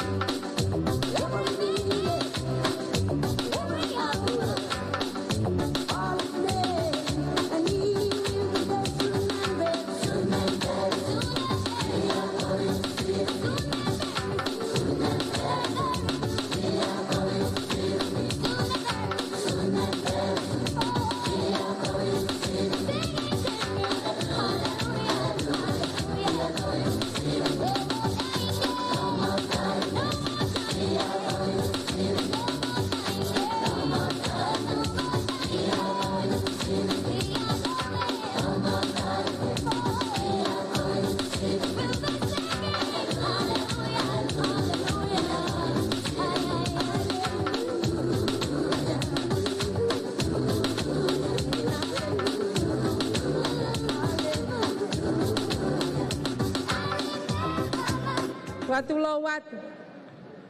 Ko le peke hufanga I whatapu. Mo e lotu le rei a ho tau o tua. Pea mo e toi tuu. Ko tau si tuu a mea hono whakamanatu. Ai toi tuu ho tau eiki ko sisu kalaisi. Ko le peke mau hao atu. Tunga sine mātua. Me he kolo e la a. Me Brisbane, Queensland. Tangata ik Palestine. Kai pehe ki he First Lady Amelia. Tui pulot Molisi. Ko si o mau osi ngaen. Ai tunga fine mātua whai whatongia. Tari whekau. Tari koe pe moe pui. Kia te koe I hi fua e whatongia. Pea moe lele. O e vi Sione. O tau ngā ue whakaluk fua ki ai. I he whonua o tau whetangu tu I ai. Ko ki motu I hulu ko tuku. Pea fua ki whakataha kia moe ki I sila. Ko e kuku mai pea moe whakamaaketi. Ai fine mātua. Ko e mau ki matalai a kāwia. O whakatau whakawike. Ne mau whanonga, ne mau lele mai moia. Ke whakahaa, ke mau fia. Pea moe whakahonga. Ai ngā ue lahi. Ko mo whai. Ko e ako naki. Ko tauhi whakatauhi sipi. Ke kai ngā lotu. Try and point I lokani. O kou whakawhawhonga I atu ai take o WMA.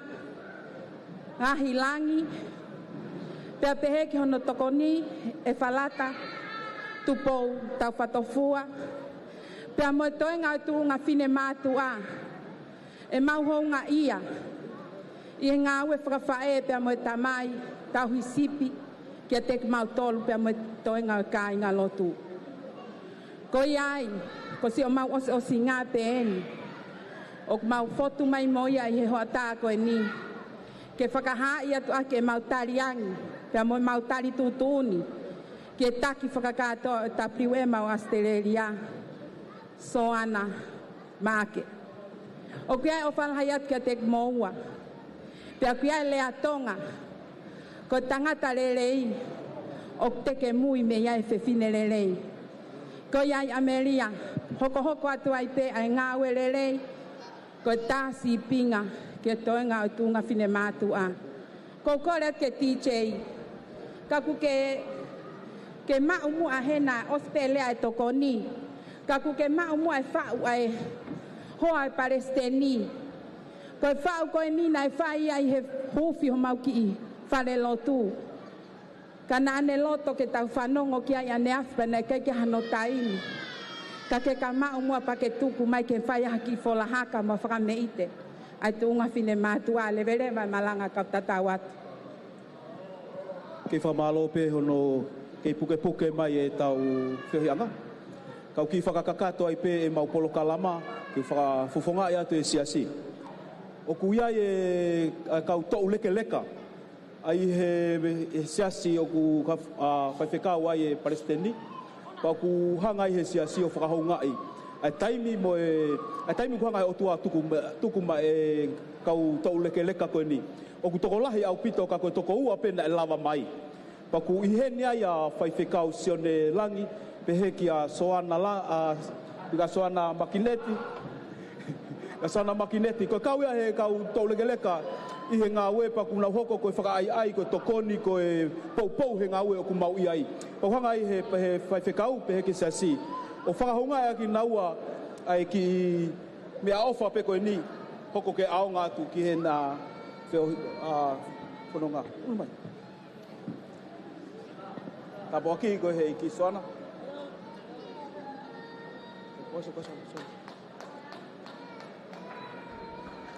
Whaiwhekau Sione langi. Ai koe kau tau leka e ni he mau ngā ue. O wai hou ngā ia te mau tolu. Koe whaiwhekau hanga he otua. O tuku mai ma te ki mau tolu.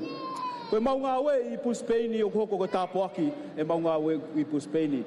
Koe ku ngā ue ko alu ki ai o ko kamata i he tolu, taimeni i ko kamata i he ua. Ko fau mau pe hala, ko fau he hala i he apisiasi o ku mau i ai. O ko whakatonga ngai mau pe ai veni, ai mau Palestini, ai Palestini i whaiwhekau i he mau wharelotu, pia ulo mai mo e mama wharelotu, ulo mai mo ne ofisi. Pa mau pehe peke tapo aki koe si hova me hono whare. E whaiwhekau pehe ki Amelia Molisi. O hanga isa sio tapo aki koe sila koe. Koe ngau e kawhakafa ku mo e tuiaki o ku mo hanga whakahoko ka tingi mautolu. Mo e po e lotu. Whekumi ke lotonga e o tua koe winga peko ki mautolu. Pehe ki he visone o ku mo iai. Tapo aki koe e ki Amelia. Me ofa isa si. Pehe whaiwhekau. Malo o pito. Ofa.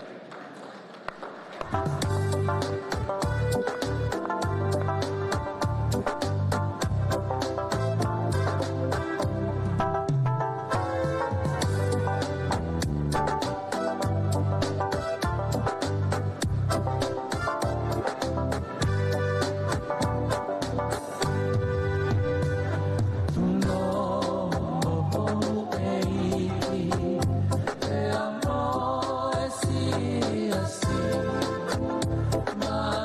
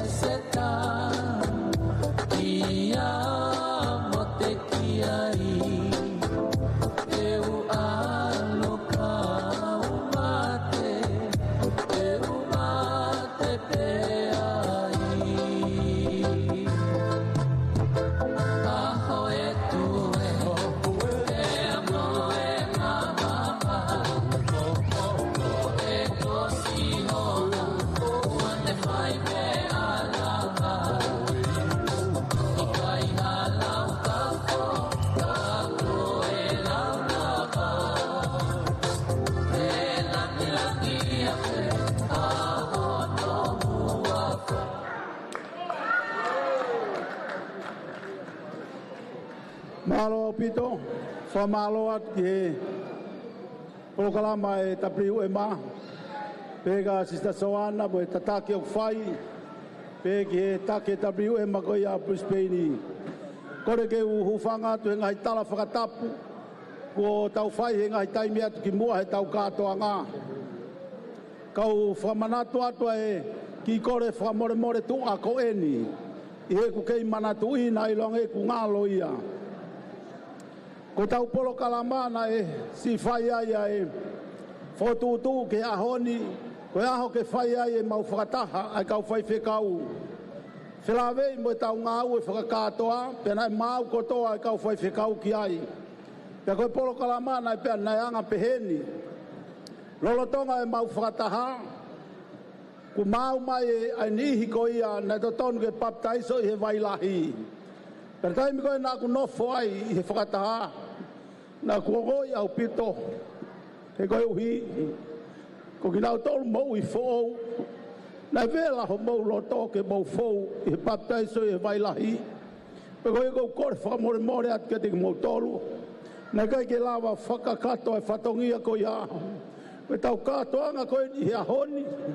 Ka pau e iai si alau maari e whatafoki he preanga e otua. O kulaka anoa i he tau whilau o whai. Pe koe kore whakamore more atu ka ki mou tolu. Ko tui nei toko hongo fulutupu a nihi. Ko ni fou, ne foke nau mo iki he iki. Pena nau loto ke nau fou atu he baptaiso e wailahi. I he tau katoanga konferenisi. O tau koe ni, ka rei kai ke lava whakakato. O kua ngoi lahi au pito e hoku loto. He koe ngāu e to tonu ke tau whai. Ka nei whai e whemo e kina koe uhi koe whata. Koe uhi koe tau ngāu e o kua manaki mai mei mua. Pena kai ke lava e whatongia koe ia. Ka kou kore atu he kau whai whekau. O kuna au tokanga e kina si ngahi lau maari e koe ni. Mo whoki mua. O whakakato e tau ngāu e koe ia. Ke whau atu he baptaiso e wailahi. A ki nau tolu. Kua pau ho nau loto me nau tui ke eiko si sukalaisi. E kou tui e eke mai he eiki ka te tau tolu. E tai me whoki mai ai. Pena e whewhe e tau ngāu e. Koe nau kore ai ke he whaiwhekau e ua. Ke nā tokanga atu ke ta whako ia. Pe nau kore ai ke nihi ke nau tokanga mua. O ngā au e atu ke he ta whako ia.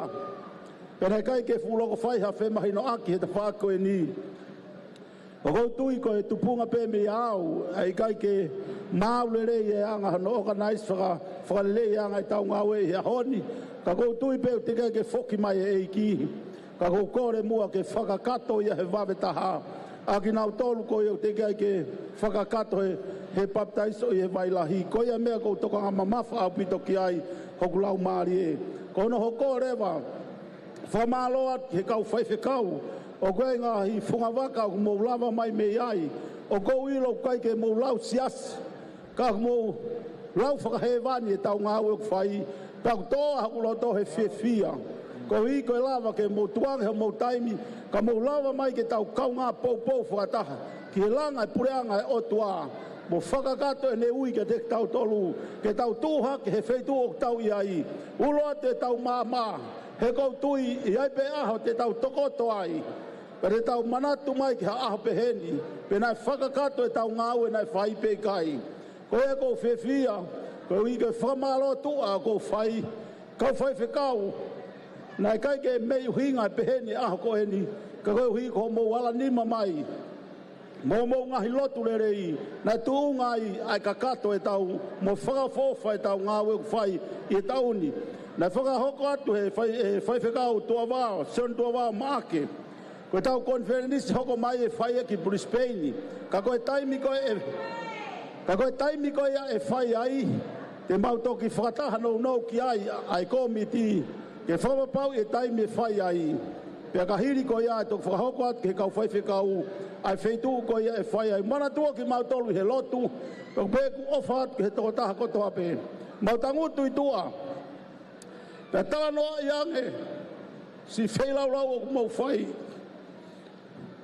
Ai mao lunga make o mau teu, ai wheilaurau ko eni.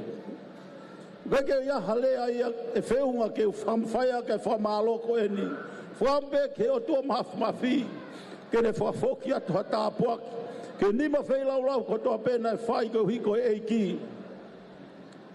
Pē mautolu mahumai mei Brisbane koe mahenga lahi taha ia i aseri ani o mau nofo ai. Whetu ia kere lahi taha i aseri o mau nofo ai. Pore ai e mau mou i ko mautolu pēku lahi taha mea o mau. Ia honi o mau puno watu. Mau tukulolo atu ka teki mautolu. Mahino ka teki mautolu ko sene lahi eni. Ta koe mau pore a mautolu. Koe mau pore koe ki tāputa ko mau iai. Koe whakaofa.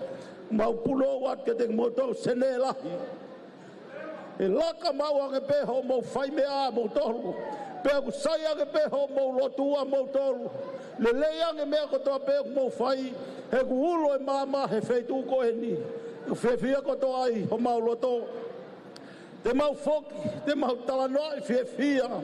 Ai ngāu e mai wholanima koto ape o mau whai. I kai ngata be, e mea tokoni ko mau teu.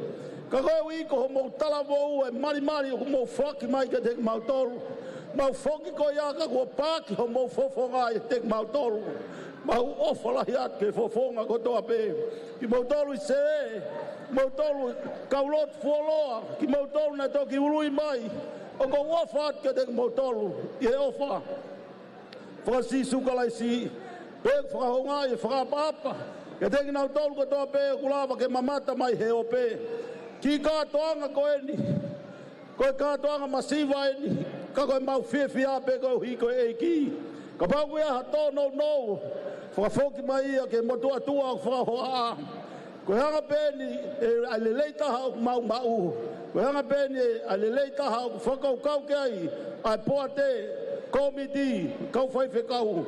Pea ko hono ngata anga eni, kou tui e ka mata e o tua heni. Pea tene whakalahi atu ho mou ngahi ai anga mea. Pea tene tāpua ki o huluange ia.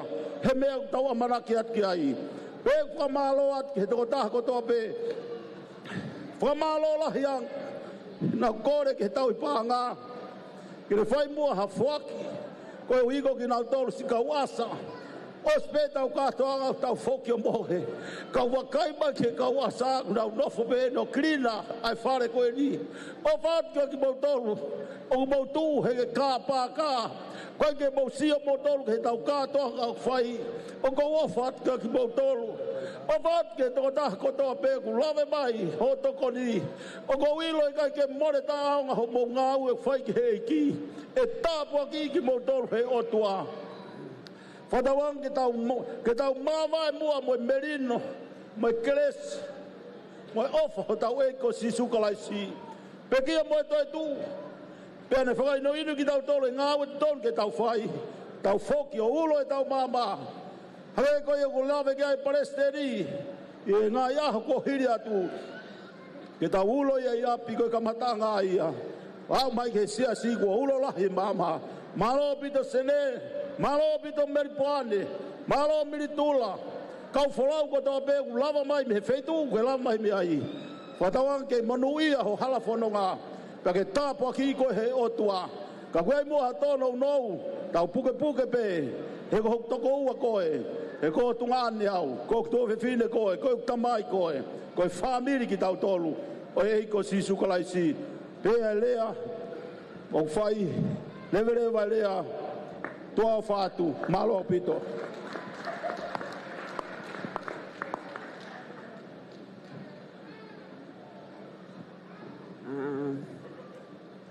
Ko tu e hoko atu pe ki he tokon Palestini, ki he whale o e tamai, ke hoko e nau whatongia, ki he nau whai whekau. Ko iai, DJ, tā mai whale tamai, pase whale tamai.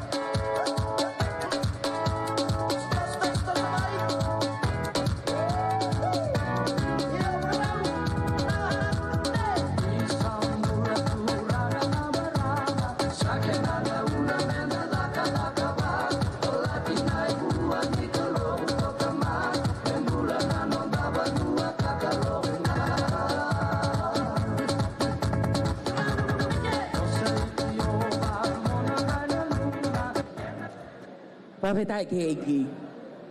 Whawhetai ke eki, hange wo lahi o mou ka eika. Kai ke toi lava o rea mai. Le rea siova. Mawai pe. Amen. Koia. O whi mau ke tau kai, tau maalohi ke tau iwi o toi rea. O leo lahi ange. O ku tau whawhetai mo whamalo ke eki. Ko ia ko ne ofa pa mo ne tau hiu whai mai tau ngai mui. Hau si ai. Ai hoa whakoloa koe ni. Ko e tunga i he lo ai ngai mea ku hoko atu i he whiaf koe ni. O ku mau unu mai pē mo e loto honga ia. Ke whai ai foaki ai ka kai whiwhino siase whare o tamai. Ko ia koe honga ia i he tau hisipi koe ni. Sione tua wao maake kau mai honoa soana maake. O ku honga ke o mauloto. Ai ngā ui o ke whai. I e siase whare o tamai. Pe o ku ngāri whewhe. Ai whakapotunga e whiaf koen. Whai whekau ka maho oa. O ku honga. Ai mea ko toa pe o ke whai. I he ngā ui a eiki. Pe au ku mau unu mai pē mo ngai whae koe ni. Ke whahatu. Ai ofa. Ko tātānaki e tunga whine mātua sasa whare tamai. Ke whakahatu. Mo whahau ngai. Ai ofa pa mo tauhi o ke whai ma ki tau toru. I ngā ue sasa whare tamai. Pe au ku mo oni e ka veinga tau koe ni. O ku whakaamu ia ka kai whiwhine ke ulo atu e tau ngai māma. O ku i kai koe tau whiwhia pe heni pa tau mātuku kei whakapauri pe tau mo ui. Whie ma ke ulo atu e tau mo ui ke mamangi ai ha whahinga o ku kei whakapauri e nau mo ui. Ko ia ku pehe ai talamonu pe mo ofa atu fai whekau kau ma hohoa. Whatawanga pe mo o toa mafi. Ke ne tāpua kina ho mo ui. I he toi ngā tau koe ni pe mo fua whatongia o whai e sasa whare o tamai. Revereva malanga kau tau atu. Amen. Praise the Lord. Whawhetai e. I o ku tai whie tō koa e whakawhetai iwa mo e whakamalo. Kono i ngā koe whahi ngā loto, whaiverenga mo e. I kai ke whoingo fua, i he ngā oe. O maui o kou ilo a ho moutu ta whaki e Sister Leona, pa he ke kau whiwhine, he poupou a ngā oe a eiki. Whatawanga e peke whai tāpa kina ki mautolu. O mo ne whakamonu ia ki mautolu, hoko atu ho mo fai ngā ue lelei, he kai ko mo fai ki hatangata, ka koe fai ia ke whakahiki-hiki i pe hono hua wha. A o atu e ku whakamalo koe ni ke mo mahi huse pāniti, e ko nau tōlu ia o nau tū ta whaaki ke poupoua, mo fai ngā ue koe ni. O tau whakamalo mo whakawhetai, kono i ngā koe sipinga uta e tau taki he Palestini, whakawhetai u tau mui kotoa pe ai. Whatawange peke ne whai tāpu kina, mo ne whakamunu ia ki mō tolu. Pato e whakalahi ho mō ngahi ai anga mea. He kono ngahi koe otua ia e tāpu aki pa mo e whakamunu ia. Koe ko ofa toi ka teki mō tolu hono kotoa, pia ke lang ia pe hono hua wha. Amen and amen.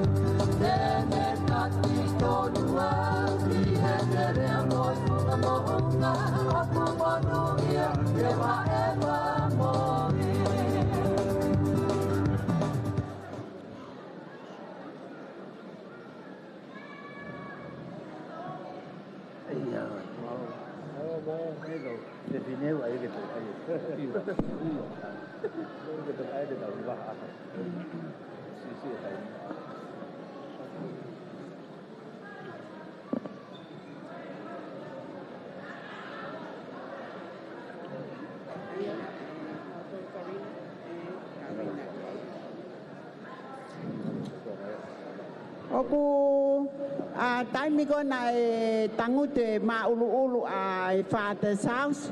Kai hu ai leva ai siasio Karina i me Brisbane, fai fekau skalu pe Molisa.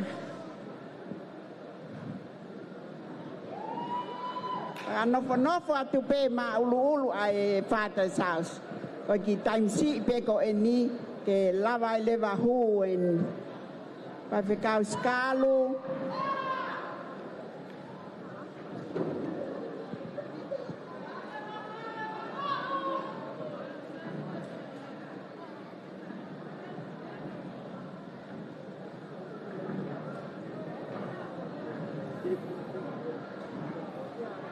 Escalo around.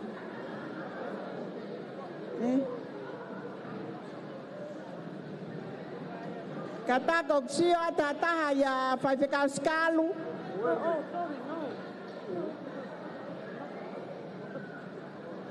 Tá going.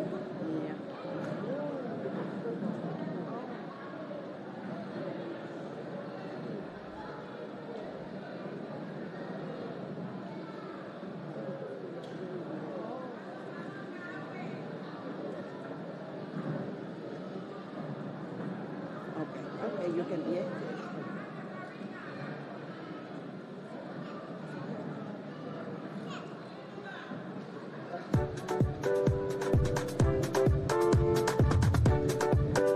Kole peke hufanga whakatap kotoa pe was ya whaki mei moani. Ka tā pia moe ki isiasi kono Karina, Triumph Point Karina, ke whuake mau mea ofa pia moe tālango fua, ke tutuuni ko tuku mai pe mo tapliu e ma. Ko ki siasi kono Karina o fai whekawa ia sikalo kaufusi pe Molisa pe o mai ki maua ke matokoni ki a fai whekao sikalo ai ko pen fili mohala tokoni ke fai whekao sikalo. Ko ki siasi ko ni mau toko ua pe. Ko family pe o kaufusi pe mo family fili mohala. O gai me o ki mātua o ka ke na kauheni, ai ko tea pe morangi, o kuna lototo folau ewe ewa naua holiday. Ka ku mau tuu pe o kau ngā talango fua, ki he tutuuni ko whaika ki mautolu. Ko iau ata e popoake ki mautolu ka inga, ka wai ha mo family, kau tonga i Karina, Winamu, feitu ke alu ke of ki a poti, pe mau tala at koe ki siasi eni, os whakotu i Karina, ke nau mea mai ki ai ke mautu whakataha, ke teke, I rise and shine. Whawhikau skalu, o mautu e whiawhi koe ni o kai ki hamea te maumau. Koe mea maumau, ko maumai mo hua whai o tua. Ke mau fua ki atu. Ke osi mea ilelei pēa ke tau ki kulup tapliu e mā. Koe ki ngai o tai, koe mau ki haka keke. Leongo si ho mau ni ma. Kau mau kole ke o tua. Kini whai tāpu e kina koe. Ka mo hoko hoko atu. Ai tāpu aki e whai e ngāwe. O ata ki mea ofa koe nika ki moua. O atu ai ngāwe o whai. Ofa atu.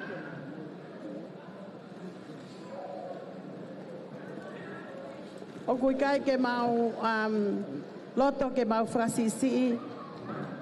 O whakangata pe a skalu, ka koinga ko o si hanga he Palestini o whakanofo, pia mo pen fili moe hala ki hoko koe whai whikau. Koi ai e peni, mea mai peo ato e ki isila, ke utu aki ke whoke at ki Brisbane, ka tu ke unofo hene hoko ate tau langanga. Alo mai envelopa te kato.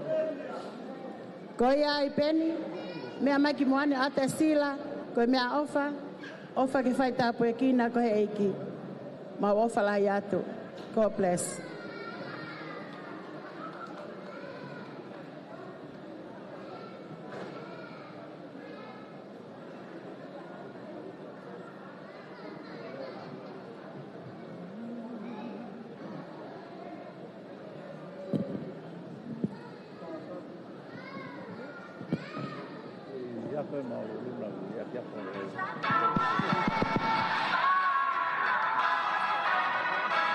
Taltale ai ve skalu pe Molisa ke hoko ate whatongia a iufu mo ke iheni. Skalu, wait please Lisa, while you here, so the committee from the youth want to give you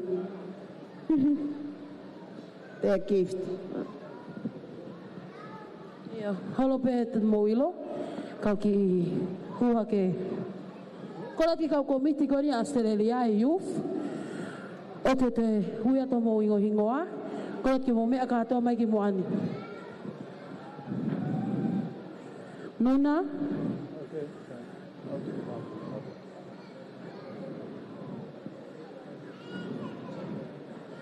Ia kata ki at pe te whakaloaloa. Nengo ko hito mui beni e mau fuaki eni e mau. E mau ki mea aufa ke mau taki.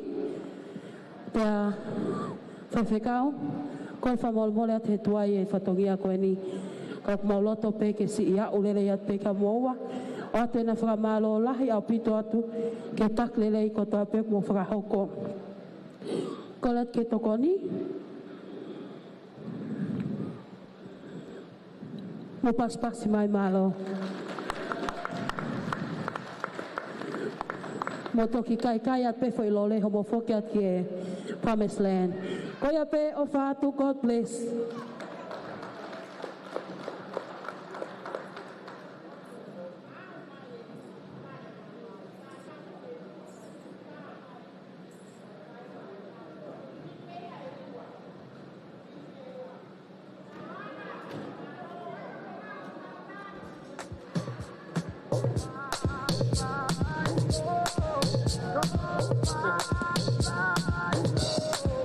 Got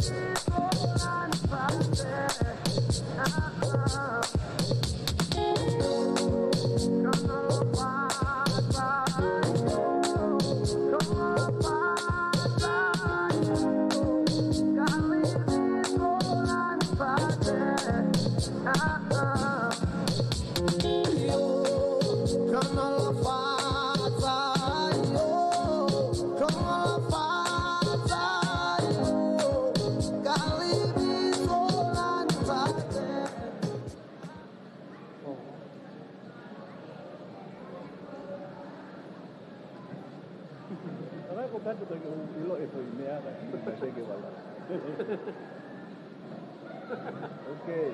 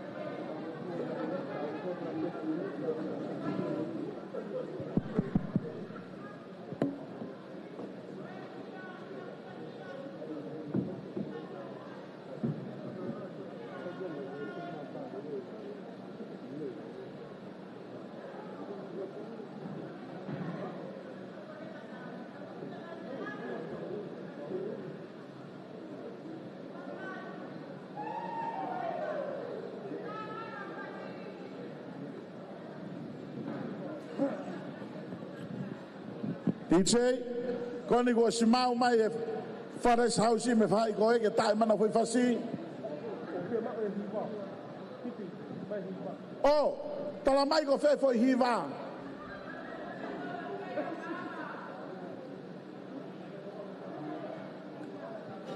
Koni tamai ko hinga foi hiva ko to nga kai a mama.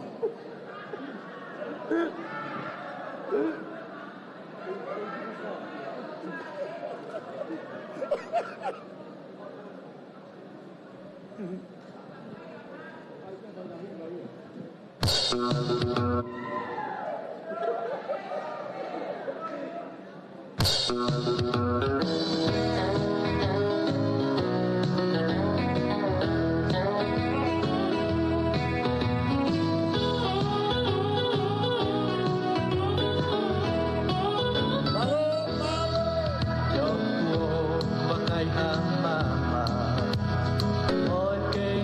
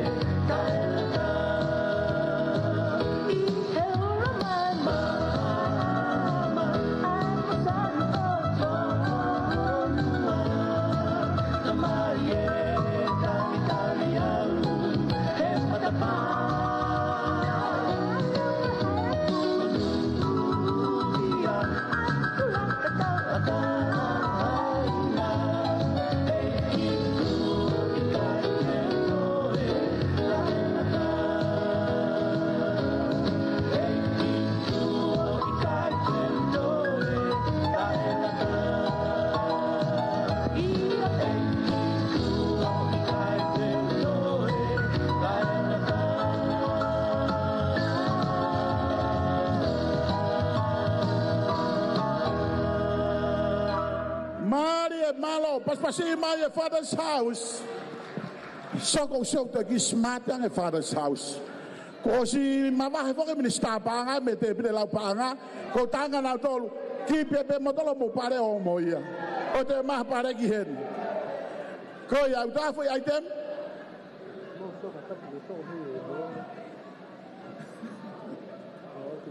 Ko ya malo hoko atu ai fatongia ka fefine.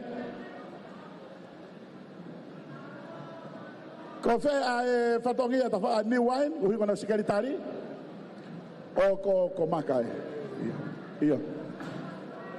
Sai ko next time mo fano ko mai. Ko next time o palestini tokoni sekretari ta bang. Ko anga ta fa ko ke ngaripote ta ngawe. Iyo.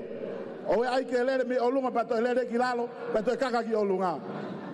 Ko e fra hino ta ngawe mau ke pe. Iyo. Kako appreciate pe motoku mo smau. Kako next time tau alu mehelaine to tonu o palestini tokoni sekretari ta bang. Pato hoka tele mau tolu ko ni alo opito. Malo. Iyo.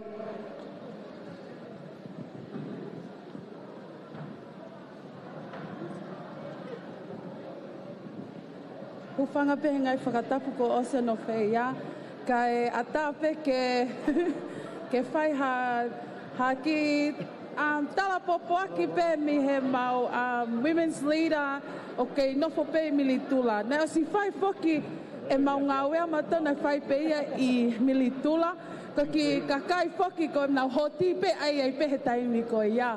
So ko kole famole mole pe o ke sisi e mau ofa mau toke mau fai feka te mau ai pe mau toi mau le taha kako pasta hiki mo ka fe fine hono kotoa o ku mau e mau ofa lahi he mau fai feka pa pe he foki ki hono hoa first lady I he mea kotoa o kuna fai ma ki mau to sisi e ki mea ko ni ia ka ku mau hange ku mau alma to me tai me ka parangi ka please pastor Naisa mo first lady ola lelei ke mo me mai ki mua ke si pai e tamai ki ai fine matu just to honor you guys.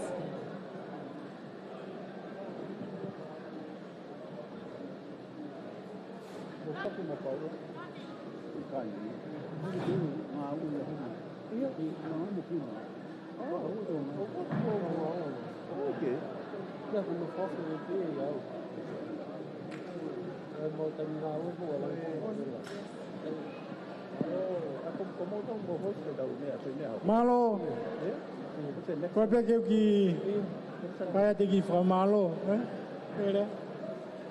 no,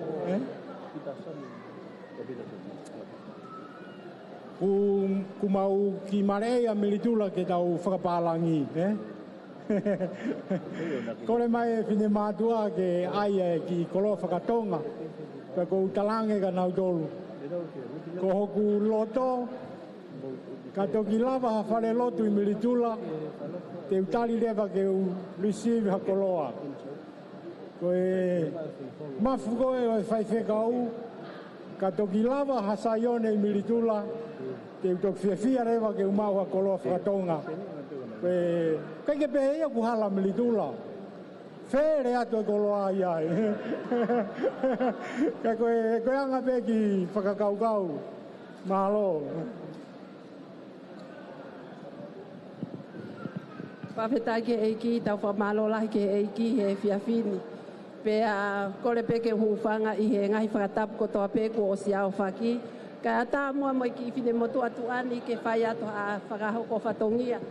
Ko kore whakamore peka ki motolu hange ko e Palestini o e taki o e WMA. Palestini o e WMA. Ko kore whakamore peki ai ko uhingahe na osfetu taki mai peki ai.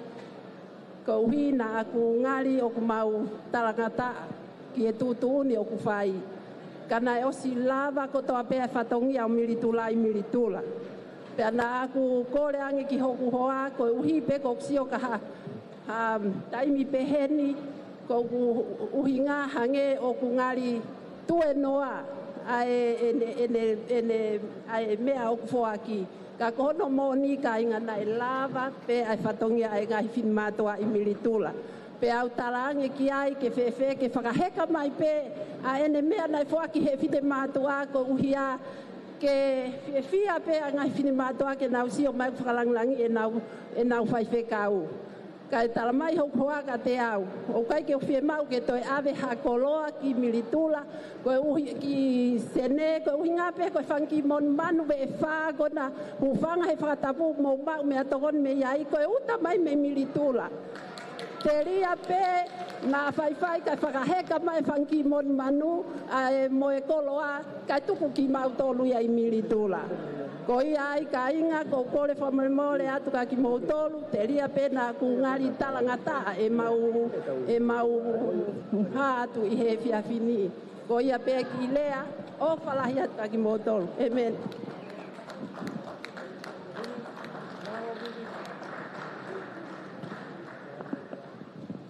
Io, ni wain, kona ospaka ni pa hoko mai lewa e timi kona he whai koe whamemore atu, Hallelujah.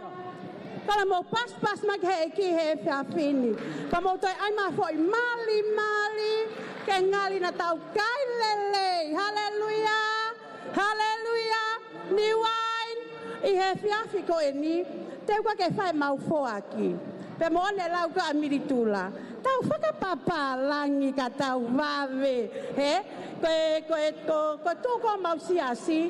O koe ka ha mau tapliu ema. O mau si ai katoa, singolo katoa. Aia koe taki en o youth. I'm a single lady now. Koe, pakoia koe angaya e mau fuaki koe he whiawhini. Oku mau fuaki whakakau talavou pe mo e whine mui. He koe lahia e konga e WM koe ai niwain koe kau whine mui pe mo e kau talavou. O nau tūpeke pou I he ngahi tawhaaki katoa. Pa ia whainga maari e koe ni, ko whe whakawhei pe hene e tangata ik whai whekau. Epeli, pe whakasulia ke na kātaki mai. O tene na haiwa mai peke stepu ko oku wofika naua. Kai kole pe heri ki lolo tonga ko ia hifo mai ai whai whekau mono hoa. Mo tai ma ki whai whaske mau vele atu. Hallelujah. Tai ma ia whasa ni wain. Te taritare ake tangata ik whai whekau. E pele o ka Tukuafu. Solia Tukuafu. Amen. Ke tau hao mo hiwa ki hono. Ngawa mai ni wain. Hallelujah. Iwe wei mai. O te mo ke te kou. Hallelujah. Ha uke mondol.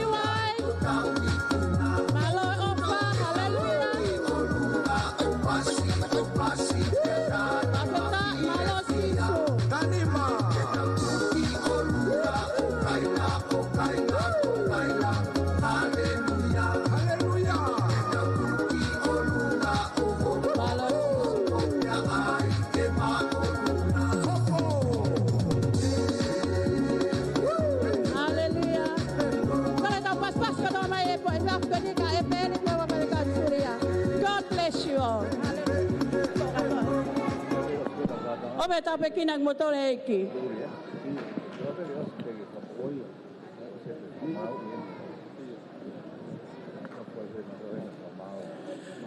Maria ni wine ko hai fu ulan mata ko ya suria. Fa bito suria ma mo Epeli io hoka ka Epeli. Kone ufanga patapu. Apa ki whakamalo me mo totoa koe. Ko se mani tia o tua ki he kaingalo tuko ia New Wine Trip Montuluti o Tunsite. Awhene whakamalo ke tokoni, mana tuki malu, api hokono hoa. Api mo ki he kaingalo tuko toa pe, i he ofa mo tokoni, o mo whai mo o tua tau sipi koini. Amone laua Paula, amone laua Same te au tōtō luki tau wakai kiono lelei, o mohono whakawhia maari e, a ma whataha kai ngā i he eiki. Pata o whalahia di mōtōru, i he ngā ui katoa peu tau whai, i he tau koe ni wawhe wani ma. O whātu, o whakitāpakina ki mōtōru, he eiki, māloa pito.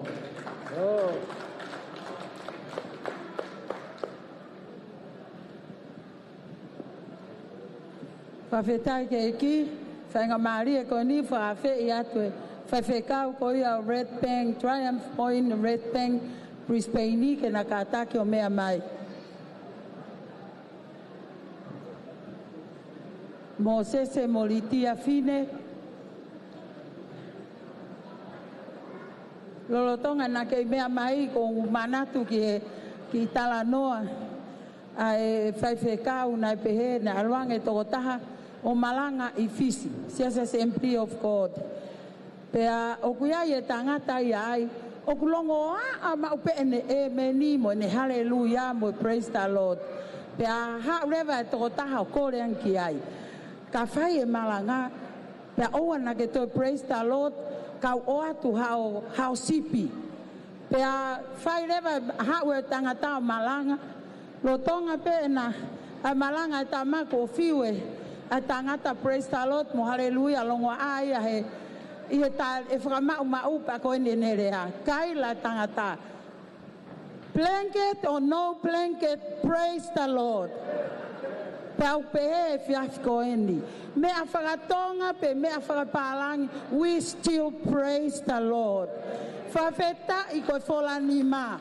O ki kai ke aha mea ke tau taihanga o whakahou ngai. O ku whakahou ngai ko toa pē, ko uhi koe eiki ko sisu kalaisi. Koe ki ongo mātua koe ni koe tahai e sias fōu o mau ngai siasin e tok fōtu. Pea ko nā ua pē mo nā ongo mātua e tahana na lava mai. Pea o ku puke ai motua, pea no forever e fini motua si toka ngai. Pea koutu hake ke whetong la vea. E ka mea ki tāpua ki ak moua. Hange pe koe ku ki whakatala noa ki moa. Pe kulahi pe sisi. We still praise the Lord. Ko tāpua ki whalahi e mei o lunga. Ko whawhat ke tō tāko tō pe mo ngawe lelei mo lahi kua mo whai. Praise the Lord, hallelujah. Amen.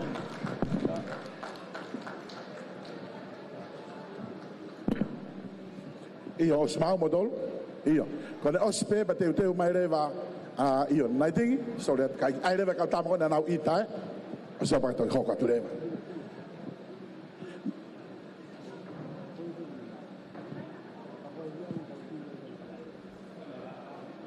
God is good. All the time. Whawhetai ke eiki, ko whiia koe ka ko le atu ki a whaiwheka o makaloni tau kolo, ke ka taki o mea hipo.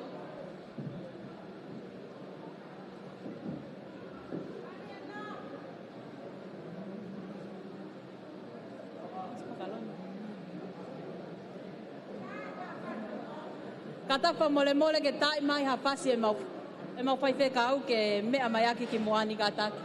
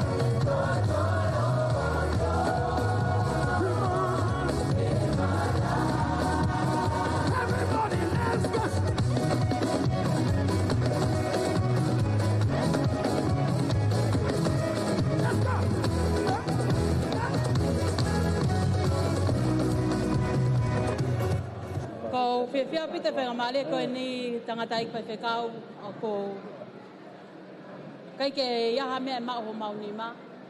Koe ki motu I mea peeni ke o mai ke whoki atu moia te teu aki o ta ane.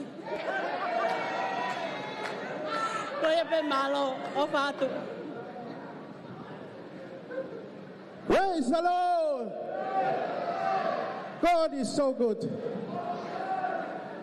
They said that preparation for my wedding.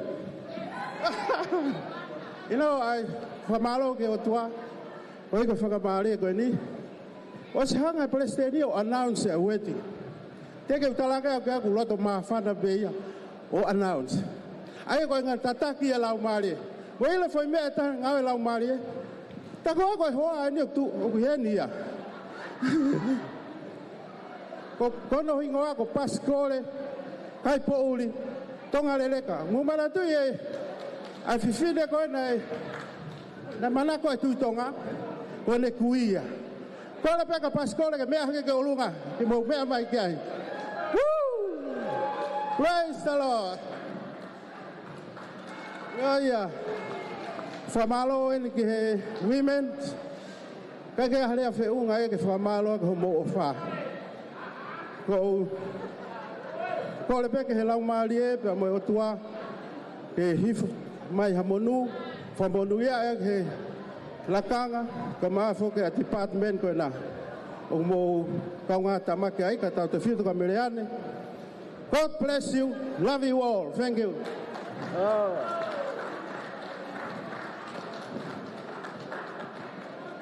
Mare pastor sei mai tagatan. Very soon,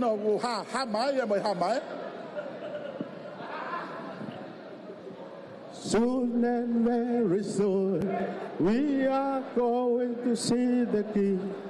Kei loko si timua ko ke tau whai ha mea ko o se hanga pe o tuaia, we lau maari o whakahoko ngai mea ko tau pe in order. Praise the Lord.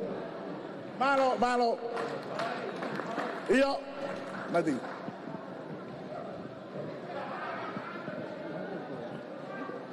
Whawhetai ki he iki, ko ilo pe ko maulolo ai tau ai ahoni, kai kore pe mua ke hoko atu pe ai whaitarango fua, ke Palestini o WM o Australia ni, ko hi ke whakakakato.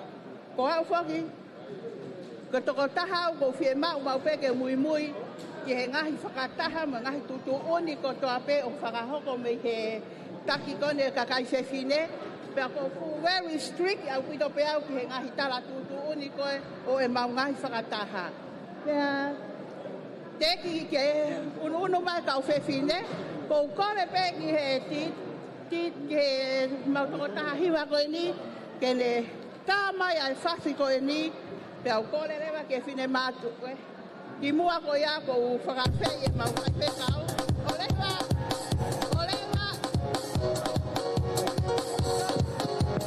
Oi! Kataki. Ki mua ko ni ko whakawhei lewa e mau whai pekau. Ko mau tolu me lipoane, me he sound of worship, get semana. Ko whakawhei me lewa mau whai whekau, pe he whoki ke first lady. Ka taki mua ke mo mea mai ki muani, ko hi ka mau hanga whakahonga i ki moua, ko hi ko ngawe lahi ku mo whai, i he potu ngowe koia o me lipoane. Pasta Pitiesi whaokula, pe he whoki ke a leiti ana pasi whaokula, ka taki ke mo mea mai ki muani.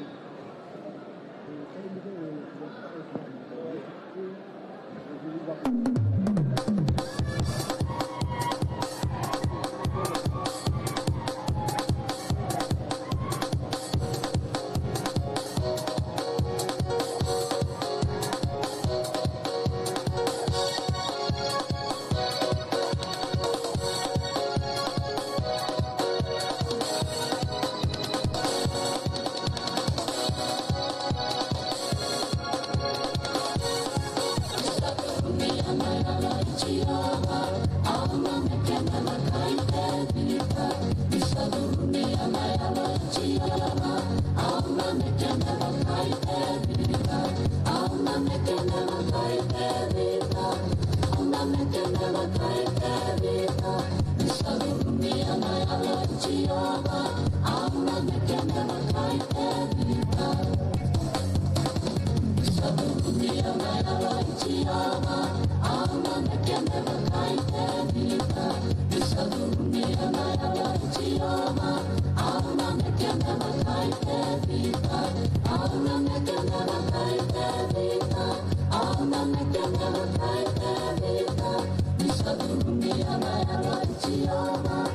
Ogleleia Jehovah, Mawaipe, God is great. Hey, ote mo fiu beba mo falong. God is great, and every day, God is awesome. Tell somebody. Fui kita pas ke ki e Afrika ini.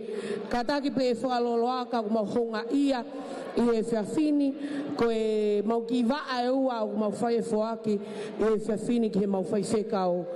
Ko e talo mau kamata mai pe me sanuali mahalo pe ki sapate pe e wana mau vahe kalase i Sunday school.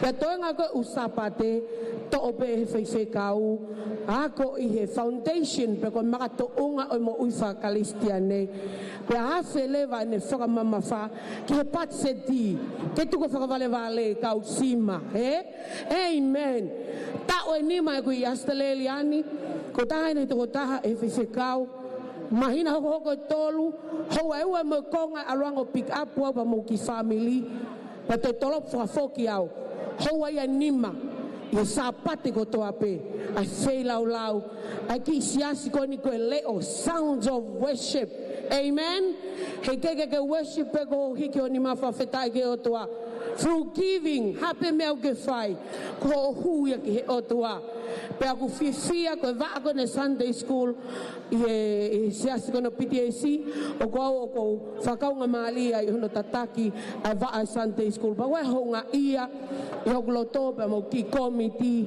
ke mau whai e whoaki i he lolo tongani o kulele mau kulupi li e ua kulupe taha e whaha e taha kulupu ko riko he kutafa aki ko hoku foi apipe mau toko valu la lahi kau sima o kunofo ia te au taimina u hau ki asteleleani na kulotu ke eiki ka keka o mai haku fale whoever o kuliaki pe kuturi ki hala pe kutala u over he imi welcome them ki a te au pe ako kunofo fukakai la lahi e me kau sima ka ki ha family tali ko toa pe au ke na o manofo ia te au pe ko honga ia ko va lau toi fasapate tala mai ki a te au ko osia ho liho lau toi fasapate o tahafe i he foi sapate pe e taha tala mai ange ki a te au this is how God is faithful amen pa ko pe mau foaki ai va a ko no ko ia va lau toi fasapate fa fe kau Pitiesi ko fa honga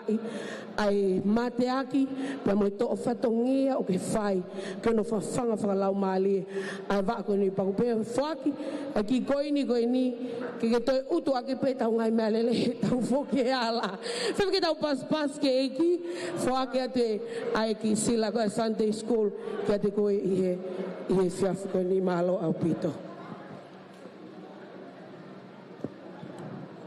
Pawhetai ke eiki ko e ki mua ke ufoaki a sila ko ni ko kau Pitiesi pe foki ana pasi o ku hounga au pito ke siasi ko ne sound of worship ko hi e ku mo whakatou wanga pe mo whakatou katea i he ngawe neongo ko whaiwhekau e ni ko tauhi ngowe ni he ngowe o tuai me poani kanai hako pe a tamai o eiki ko e ni ko whae tangata e siasi ko kai anga a siasi pe hange pe o ku mau foi family pe taha whanau pe taha ko hi ko ngawe ai whaiwhekau ko ni pe a mono hoa ko no puke mai ai whanganga hange ko o mai e he moa he no uhiki o hange pe mau tolu ha apitaha ka pau te mau whiekai a te mau lele ke api e whaiwhekau ko lele i taha ai whae ko e ni hono whawhanga mono tauhi ai kai ngā lotu ko e ni Pau kai ke tōna laro haha lea e whaiwhekau, ko hia ko mau ilo, ko e lea ia e tamai, ko e lea ia e ofa. Taimi o ku mau whieka ia ai, taimi o ku mau tōno noa ia whainga mea pe. Ko tamai ko e ni, ko whaiwhekau ko e ni, o ku ikai ke ne hanga, o kuku hono ni ma, ka kune whoaki ki he kai ngā lotu, pe malawa ai ke fia e kai ngā lotu, ia whai ngā mea pe o whai. I kai ngā kai, ma whawhetai ke iki, mau mao hawhewhine wha e fita, i he ngawe ai asiasi. Kau hinga ia koe o kuwhake he Sunday school, ki e hoa e whai whekau, he koe sa pate ko toa pe whonu lore pe ne katoa anaia. Kau hi, ke whakalongolongo ia ke whangaki kaule ka i whale lotu. Pea whawhetai lahi o mau lau marie ki eiki pasta Pitiesi, pe he whoki ki a anapasi. Kau hi koe tāpua ki o kumau e meripoane. Kau hi koe ngawe kake mau malawa mau toluia o whakamatalai. A ngahi lelei lahi kumo whai, i he whakalau marie, i he whakamaterie, i he ngai tapa kotoa pe o siasi. Ka mau lo tuia ke hangai o tua, o whai tāpu e kina ki moua. Pako ki mau tolu e ni, hange koe rea ai ka weinga o e aho koe ni, ke tau tuha ke pea tau ulo. Koe ni, ki mau tolu e ni, koe kau hoko pe ki mau tolu koe hua mo e lone i he ngaue ai eiki. Ia sa patena malanga e Palestini, na pehehe Palestini. O kuia ia ngahi mahafu o kupare o lahi, pe kuia ia ngahi mea whana o kupaa whakalongolongo. Pea, i he taime kona na whakamatawa a Palestini, na whakakau lewa. Aia ko Brisbane o kumau whakatoloua kune iloi mea kune anga iloi. Ko meri poane o kuhala au pito ia teke mau whanongo mau tolu. I he pāre o lahi mo e pā whakalongolongo. Ko e mau toki whanongo ia i he ilo ki Sione. Pea ko ia e na whakakau lewa mo e tauhi paanga. Ke whewhe ke liriu. Ai ngahi sila koni ku mau whoaki ke mau whaiwhekau. Ko hinga ku mau mana wae he ngahi pāre o lahi mo ngahi pā. Ko ia na mahanga sieke lewa e nga. Ko hike malu i e mau whaiwhekau. Me he ngahi pā ko e ni. Ko ia ka mau whakakau mai ke ngahi sila ko e ni. Ko ngahi sila ko e ni o ku sieke pa koe ke lawa ia toho i seneni. O toki lawa pe ia he pangike a meripoane o toho ai. Ko hike mau whainga ke mau malu i e mau whaiwhekau. O atana, o whalahi ka te koe whaiwhekau, pia pehe ki hohoa o whaanga. Tai mai foi fasi ke foka ke kau fine. Malo bit. Fanga fasi pe ia.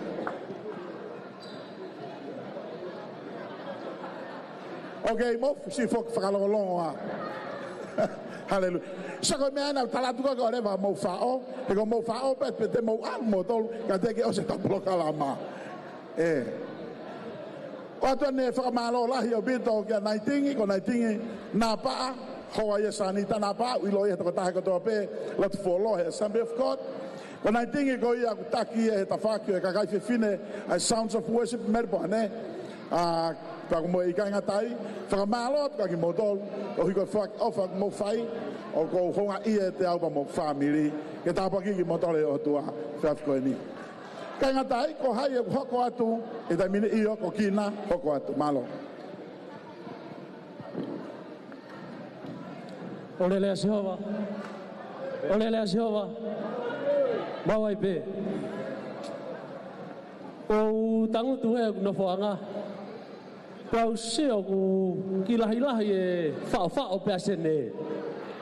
Toko bua ke ki hao haka melipoane mo Brisbane. Ao ngai tau whi lau. Hallelujah. Lea whaiwhekau o ku tāpua ki ia peo kuloto. Oua te ke tokanga ki he mea kai te ke aloi ki he luo. Ka ke tokanga ke wholofola e otua, te tau aloi ke pureanga e otua. Hallelujah. O tuka whamalo ma whaftai ke iki. O tu o whawhawhanga i atu e sease e mou i e whangake ake. Whawhekau moala pe whoki a pisila whanunu. Koe honga ia pe. Taimlahi e lere mai e ngā ue. Hoko koe whalato lahi, e tāpaki e maungai mo ui. Nea ngō pe toko taha pe toko ua. Au mau whalala pe ki hiko sisu kalaisi. Amen. Ke kia ha mea wharere ia te mauma. Kolen ke whaiwhakau moala pe whoki a Pisila. Ke mo lava mai ki moani. Kole pe ke TJ ke ne tā i maha ki fo i whasi. Hallelujah.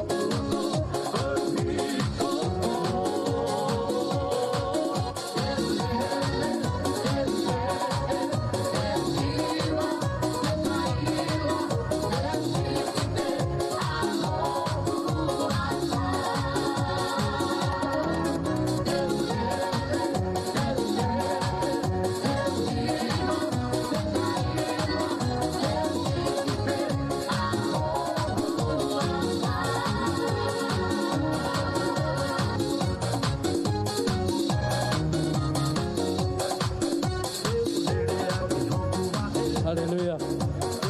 Oh, ilo pe conferenis. Mosi o mai mau ki ka nga ve. Nego ku ya ngai be mo fe pa ki moia. Ngai fe ngata ha ke mo ngai fe tele. O mau si o be ki mo ga sisu. Ege si o mai o tua ke to lahi. Si o mai o tua ya ke holoto, pe mo holoto. Kawan conferenis ta pa ki mo ngai mo ui. Tu ke fo mana tu me ngati tau tolu. Fe to ko ta pe te tau alwai. Ke ulo to mama ke to ta ko to pe. O fa pe ke a ga va ka fa ka u me palestini conference ko ni. Ke ulo te mama ke ta ko to pe fe to ko ta pe ku ke alwai. Ke fa ha ya te o fa tua ke ta ko to pe. Fa ta wang ke ha ko fe ta pe ki na ki mo tolu. Malo.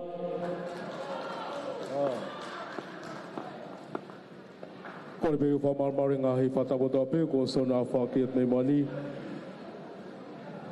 Kai whai peo kire whakotu ko auto whamumi taha i he ka whakau ko ia ka mea seriani ka koe te kai ki u tuka whamaro ki u kai ngaro tu o ku honga ke te au ai taha ni ai fuwa konfenis i he wahenga seria o ku masi lawe ai.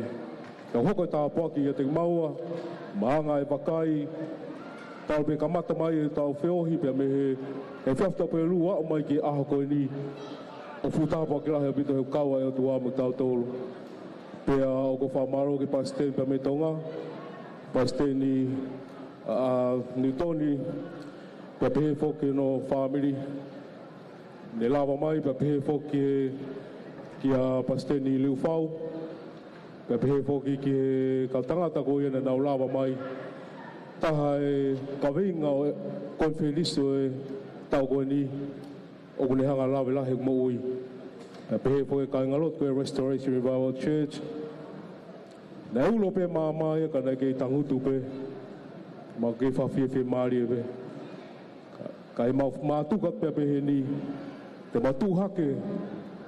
Peke ulo ma he wai nau e o tua maulawe he ngai wholofora pe mo ngahi keresi koe ne mau inasi ai i he konferenisi koe ni tau rawe ai whamaro i pasiteni koe ia Aseria Esilome Molisi pa pehe whoki ke kau komiti pehe kau whewhkau whamaro lotohonga moni ko ngā ko tau ko mo ngahi lotu fia pa mo ngahi pou mo ngahi tokoni ko tape ke family ko ni pa pehe ke kai ngalot ko ni o honga o pito whamaro han ke kai ngalot ko Restoration Revival Church to fa kauli ki na pa pehe fo ke hoa pa mo family pe kai ngalotu whamaro ke te moto i ngahi tokoni mo pou tu ta whaaki ke ngau tau langa asasi ko ia tua o parai tō tāhu tō pe whakoni ko lotu ia ke hanga tua tāhu pe kina moto pe tō tāhu tō pe i whakoni o parai ki motoru Mahalo pito. Oh.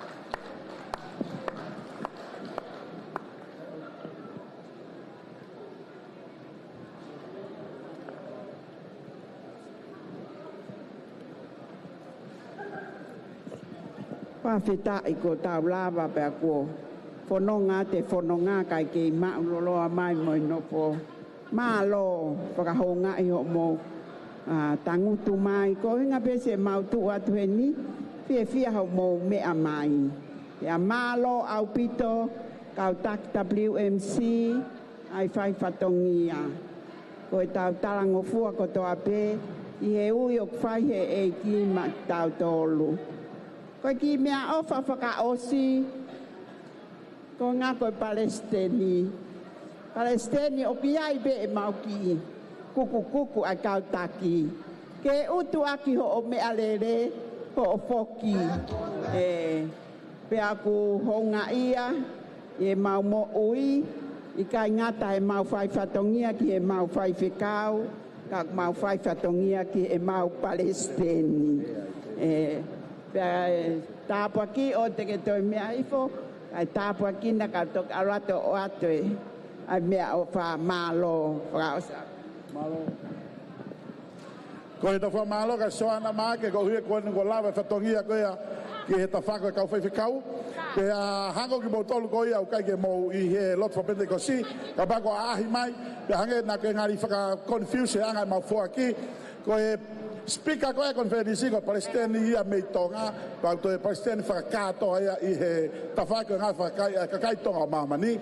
Le swai mau fuaki mai tolo ane po. Na ke whakau ko pehe. Fuaki e whangi kau whakau ia, te he fuaki fu Palestini ia, na swai fuaki ane po. Fuaki mau tolo e mea speaker ane po, ko fuaki nia a Palestini ngona mau tolo ia seriani, ka bege kau whakau ia seriani. Ko ngā ko make it clearly e peka mau tolo, na mo whakau mau lene noa ia. Hange pego ki whakapoto nenai, ku lahi kau mau ki kau whewhikau, nau toka lake ako, teke na honga mahinoi, koe anga mea au whakako hoko me olunga au kilalo, o koe koe olunga tau kilalo, olunga tau kilalo. Ai ko hinga nau toi ki irea nenai, ke mahino ka ki nau tolu e anga lere ngā ue, o ku mau ilo I pe mea ke whai, ka ko hui koe whaki I tai mahino pe whaki ta whako ia. Ko ia ko tui, koe whai ta whake taha, mo sio mege fusila whakafofa koe ni. O ko nana mui pa ko silani ko sila e mahalo alke feitu Victoria. He ko foi hinga pe ko feitu e ikuna. O ko te ko vila po ha mau pare. Ka ko anga pe ko nana mui. Ka ka utu ko ia ke to taha ko ia o ne pure ta fa ko ia ke la ka mai ki ai. Pe ko tonu wa nana mu pe kai. Malo. Malo. Can I hear the Sydney Lions in the house? How are the Victorian Eagles? Now can we save it to the best and last? The Stallions! I'm not going to announce the winner, as this is going to be an honor for our president from Tonga. So I'm going to give him this opportunity, but before I give him this opportunity to announce our winner, we only have one prize, so there is no second, there is no third. So for next year, if you want your name printed here, do your best. Amen. So I would like to ask our president to make his way down here, but before he comes down, there is someone that I forgot in our youth night, and I also want to honor this person. Can I please ask Depola Molisi, could you please come forward? It's not much of a gift, just between, it was my wife who prepared this for us, but I want to give you, can we give a hand to Depola?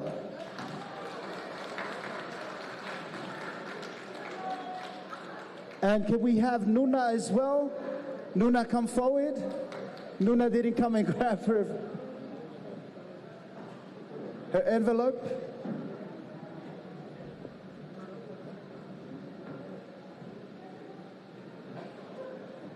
Come on, let's give a hand to Nuna. Nuna. Also Paula. Is there Paula here in the house? Can I get somebody to represent Paula, please? Paula? Anyone from Queensland? Okay, let's give a hand to God. Come on. I thought the mother-in-law was going to go. I have one more final gift. It's someone who works behind the scene. No one knows who he is. It's my best friend who's behind here. Can we give a hand and welcome Sione Maake? Come forward. This person always joins in our prayer meeting. Powerful prayer meeting person. It's not a member. Can I please come forward? I just want to honor my brother here. He does a lot for the youth as well. Come on, you can do better than that.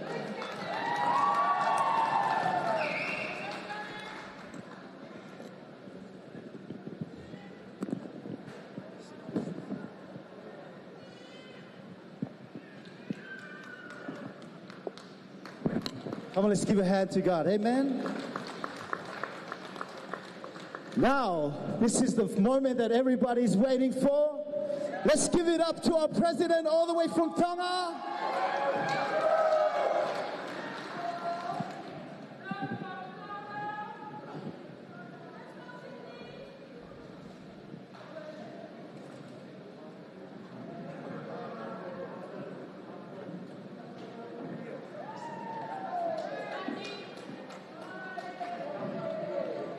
E toi hala e ku ye mea. Mahalo koe whatongia whaingata ata haini. Ka ko ia pe, ko whai whatongia pe au. Whakango ko pe ke kautama koe na e CV. Koe mea koe na e whai ai koe CV koe ha spoti. Koe te unga, uruakia koe te unga. Ko no ua, ko moulaka.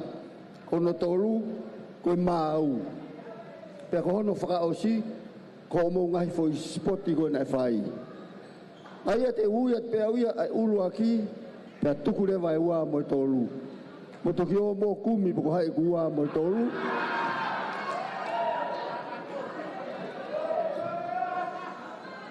Sai koe mea koe o mai ka au, koe ulu aki, koe whaitu koe o militula.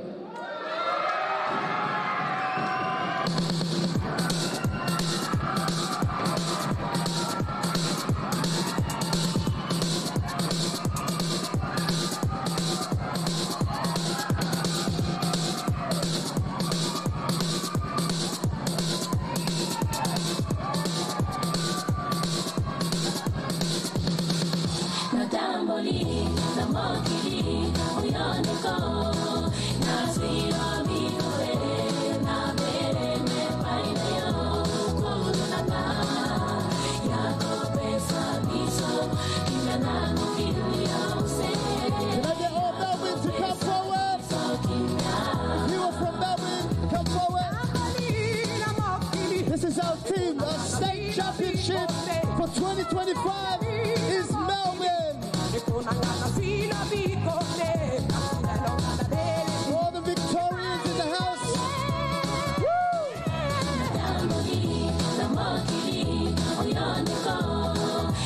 And we also have all the supporters from Victoria.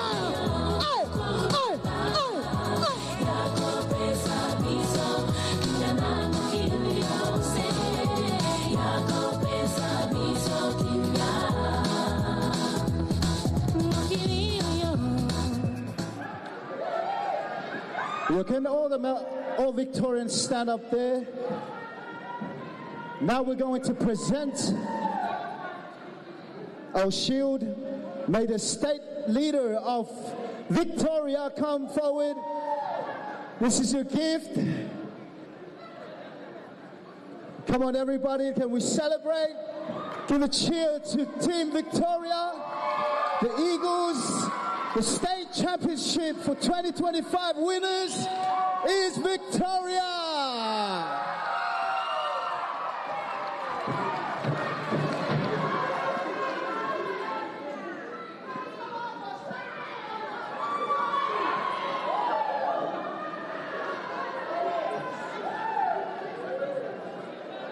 Ai ang mo ta.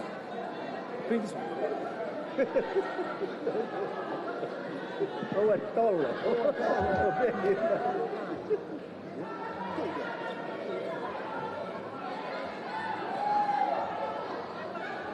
E toki CV e ko whamau go niki mui.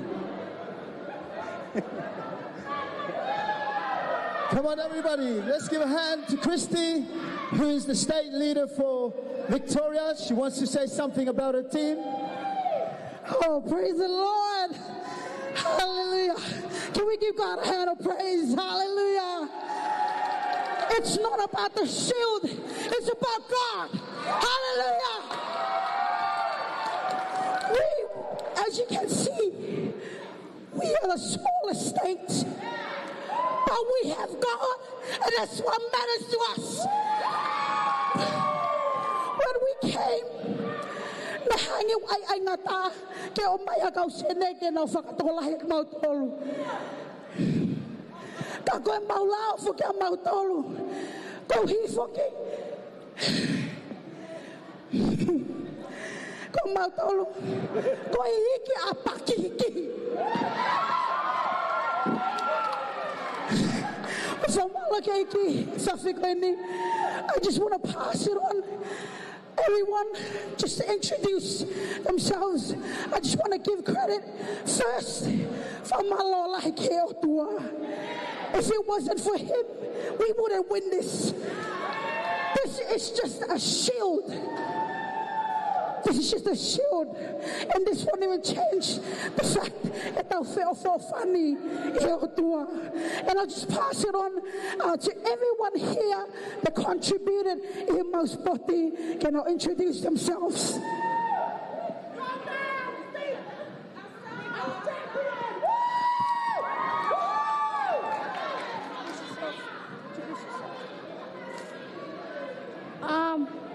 My name is Shania. Yeah.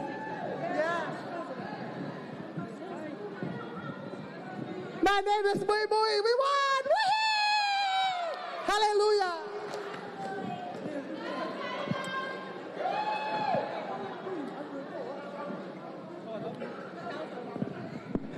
My name is Ilaisane Taufatamale, and I'm from Mildura, Victoria! Goya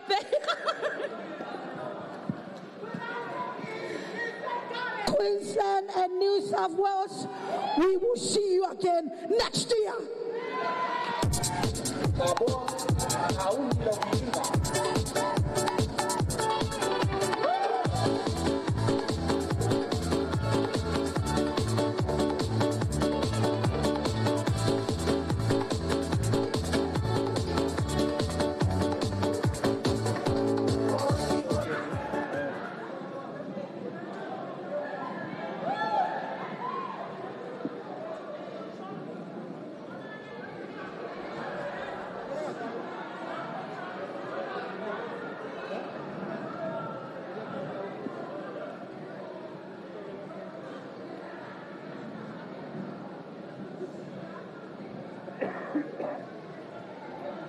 Whawhetai ke eiki, ko tau whakaosi eni. Ka tau toki mātuku, ka ko whaambe ke ka mata atu e malea. Whawhetai rai ke o tua, hūwhanga tu he ngai whakatapu ko toa pe, o whaao whaki he ngai whakatahaanga peheni. Ka tāpe ke te au ke ka mata atu e malea, ka toki whakaosi le wakoa mo whae tau keres i he whiawhiko ni. Ko whaampe au ia ke u wahe atu ai mea na nehanga tāpua ki i au ke tau mātuku mo ia i he whiawhini pe aua nā ngālo ia te koe. Whawherawe i pe mo tau kawe inga koe i he konferenisi tāpua ki mohu tāpua ki koe ni. Ma mātua ki lota whiawhia au pito he whainga maali e ku whakatahe o tua ke malawa mai ki he ni. Uawhe ua tolu na ma kawai he wholau atu ki Amerika i whakataha ai komite a ua o Tonga. Pe hiri ko iana ma wholau ai ki LA. Whai e ngā ue ai pe ai aho taha na i tala mai he whai whikau. Te oratu ave mo ua ki tau o Eva. Hau whaiwhikau koe ni o ave maua ki hori uti. Pea ave maua ke wheitu o kuiai ai he loto kolo o kuiai ngā star i he loto kolo. Ko kakai i loa i he ngai malae kehe.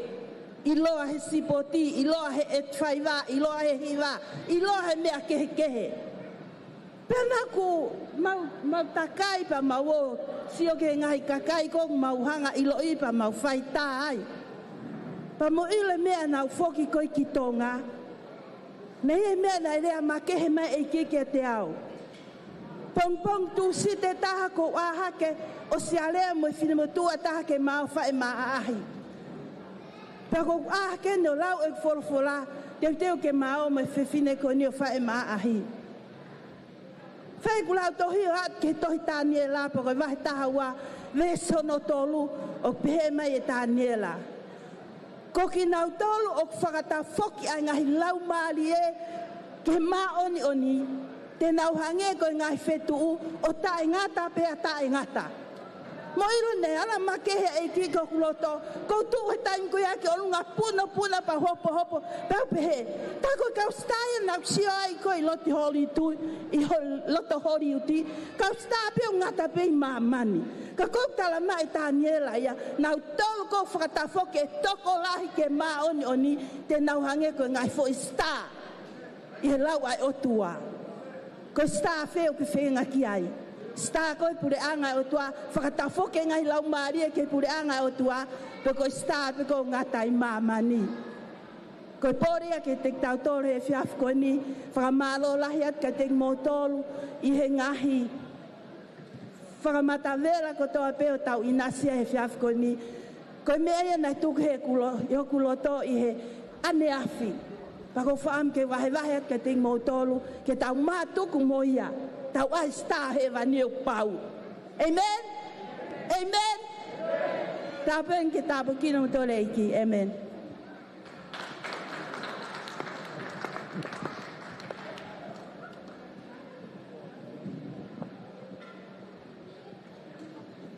Ki whakatulo wat, ki whakatondonu ke tau sipoti, nau koleangi ke Palestini ke ai hono matasio ata. Pea hau pe Palestini au whakaukau pe aku tonu pe, ka koe tau sipoti na tau mahanga tolu pe. Nai ki whehala ki ai lawe ai Palestini, o kore whamore atu ki Queensland, pe ki Sione lahi, koe tau sipoti na tau mahanga kotoa pe tau whiawhia ai. O te mauangoi mau tōki lalo pe te mauangoi mamahi na tau mahanga kotoa pe whiawhia. Pea, koe ki konga whaosi pe ko ki lawe nou ki ai, koe tau seniti kotoa pe na mau he ahoni he whangi exing song, pea te whalelei mai Brisbane, o ku loto lahi ke te whaaki beia mai tau spika pea mei Tonga. Pea whakamalo atu he ofa pea moe whaaki u mau whai. Pea kou whawhawhangai atu he Palestini pea moe tokoni, pea moe kau whaiwhekau, pea moe kau tangata eiki, whine eiki, he whakamalo loto hunga ia moni, tangata eiki Palestini, Niutoni. Koe koloana ke mea mai pea moia pea mei Tonga koe wholofola ai o tua. O ki kai ke mau malawa ke mau whakatataua. Pe ke mau atuha mea ke whakatataua aki. Ai mau ngoi whiawhia mo ngoi tāpua ki moni. Aho mau lau maari e. Pe koe ki koloa ku mau whoaki. Moni pe lau e ongo apostolo. Koe siriwa pea moi koula o kui kai. Kai huafa o eiki ke ne whai tāpua kina whai tokonia. Whakamonuia e whanonga a ngā. Koe ai o whalahi atu me te ki maudolu. Palestini ka peke hoa. He awhea mai a Australian. Pea ku maulawe koloa lawe monu. Pea kui kai a harea ke whakawa tataua. Ai koloa pea moi wholofola na ke mea mai pea moi a. Whatawange ke tāpekina e eki. Pea kou whawhea pea Palestini. E ne whai a taulotu whakaosi. I e whiawhini malo.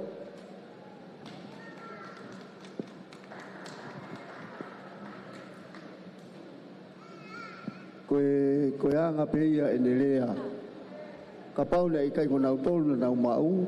Ko ia pe ula ki launga taha.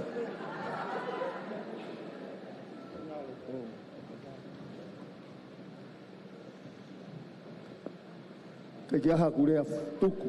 Rea whakaosi. Koe kurea aki pea e lea koe ni.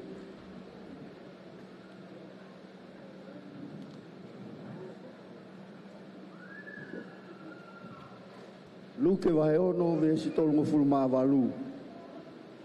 Foaki, pea e foaki a ki a teki mautolu. Koe fualahi, koe whao lolo hifo, o lulu whakataha. Pea whanu mahua hua, e atu ki ho mau whatawhata. Pea koe fua ko ia te mau fua aki, e toi fua aki ia ki a teki mautolu. Koe ku wakai i he ahoni, ki taimi nou koe nuku malere mai ai ki he tau konferenisi. O ku mamata tonu hoku mata ki ho mou ongo sia, he whai e ngā ue, pe kai ki ngatai ko usio tonu ki ho mou whaki o ku whai. Ngai aha whawhanga kotoa, pe he ki ahoni. Koe mea kotoa pe ku mou whai koe whaki ki he o tua. Mou whaki i whare lotu, mou whaki i tua, mou whaki e wheitu kotoa. E ku taki e ku toka ngā he fo i vesi koe ni, he taimi koe fua niu i tonga. Koe taimi koe o ku awe ai e niu o ngāhi pe au mai o fua. Te ke sio tonu ai he mea koe kulea ki ai wholofola. Kono whao koe niu he tanga i o ku hiki tu ia e hatoko ua. Hiki pe tu i ki lalo. Whao hifo, lolo hifo ki lalo. Whenga i peke ma o po opo re rei. Pea whonu e tanga i niu, pe avo fua. Kono pango pe koe ei mo e pi una wahe tatau pe. Mahuinga tatau pe. Ko whalotola hi ki mautolu kainga Australia. Au e tuku ho mou fuaki ki he otua. He kai te kera lawai e koe ai fuaki ai otua. Ko me aini e o mai koe fua ia e o mai ia ki ho whatawhata o ou. Kai e awe ka taha kehe. Whatawhata pe o ou. E o mai ki ai mea o mai he otua. Ko hui ko o fuaki o whai.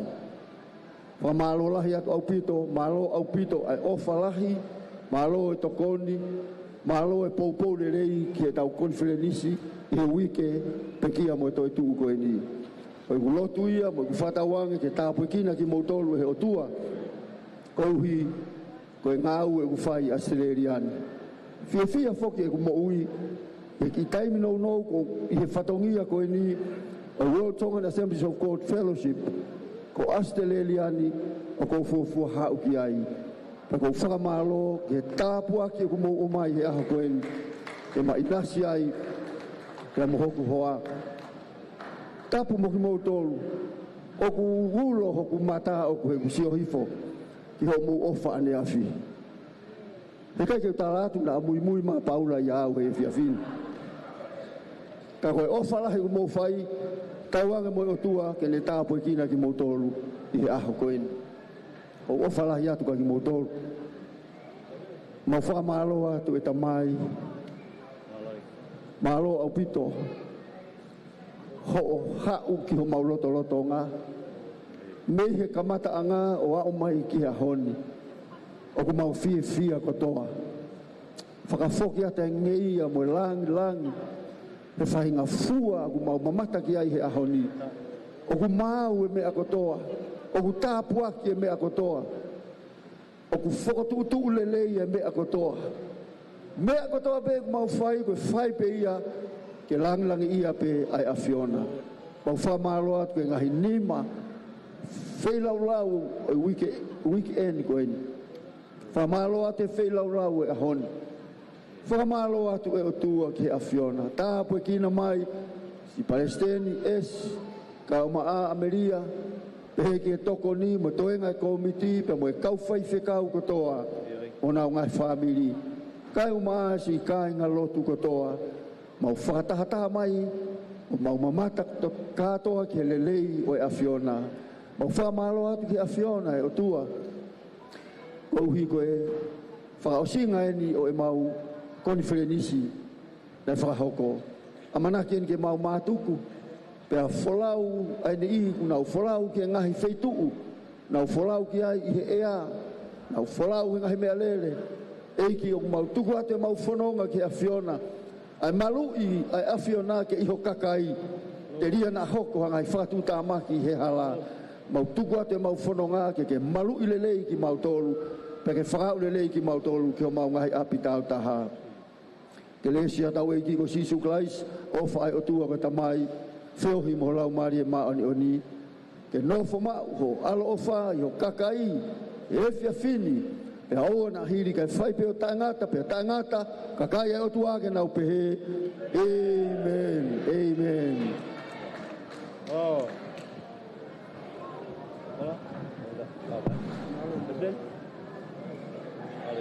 The evidence of the baby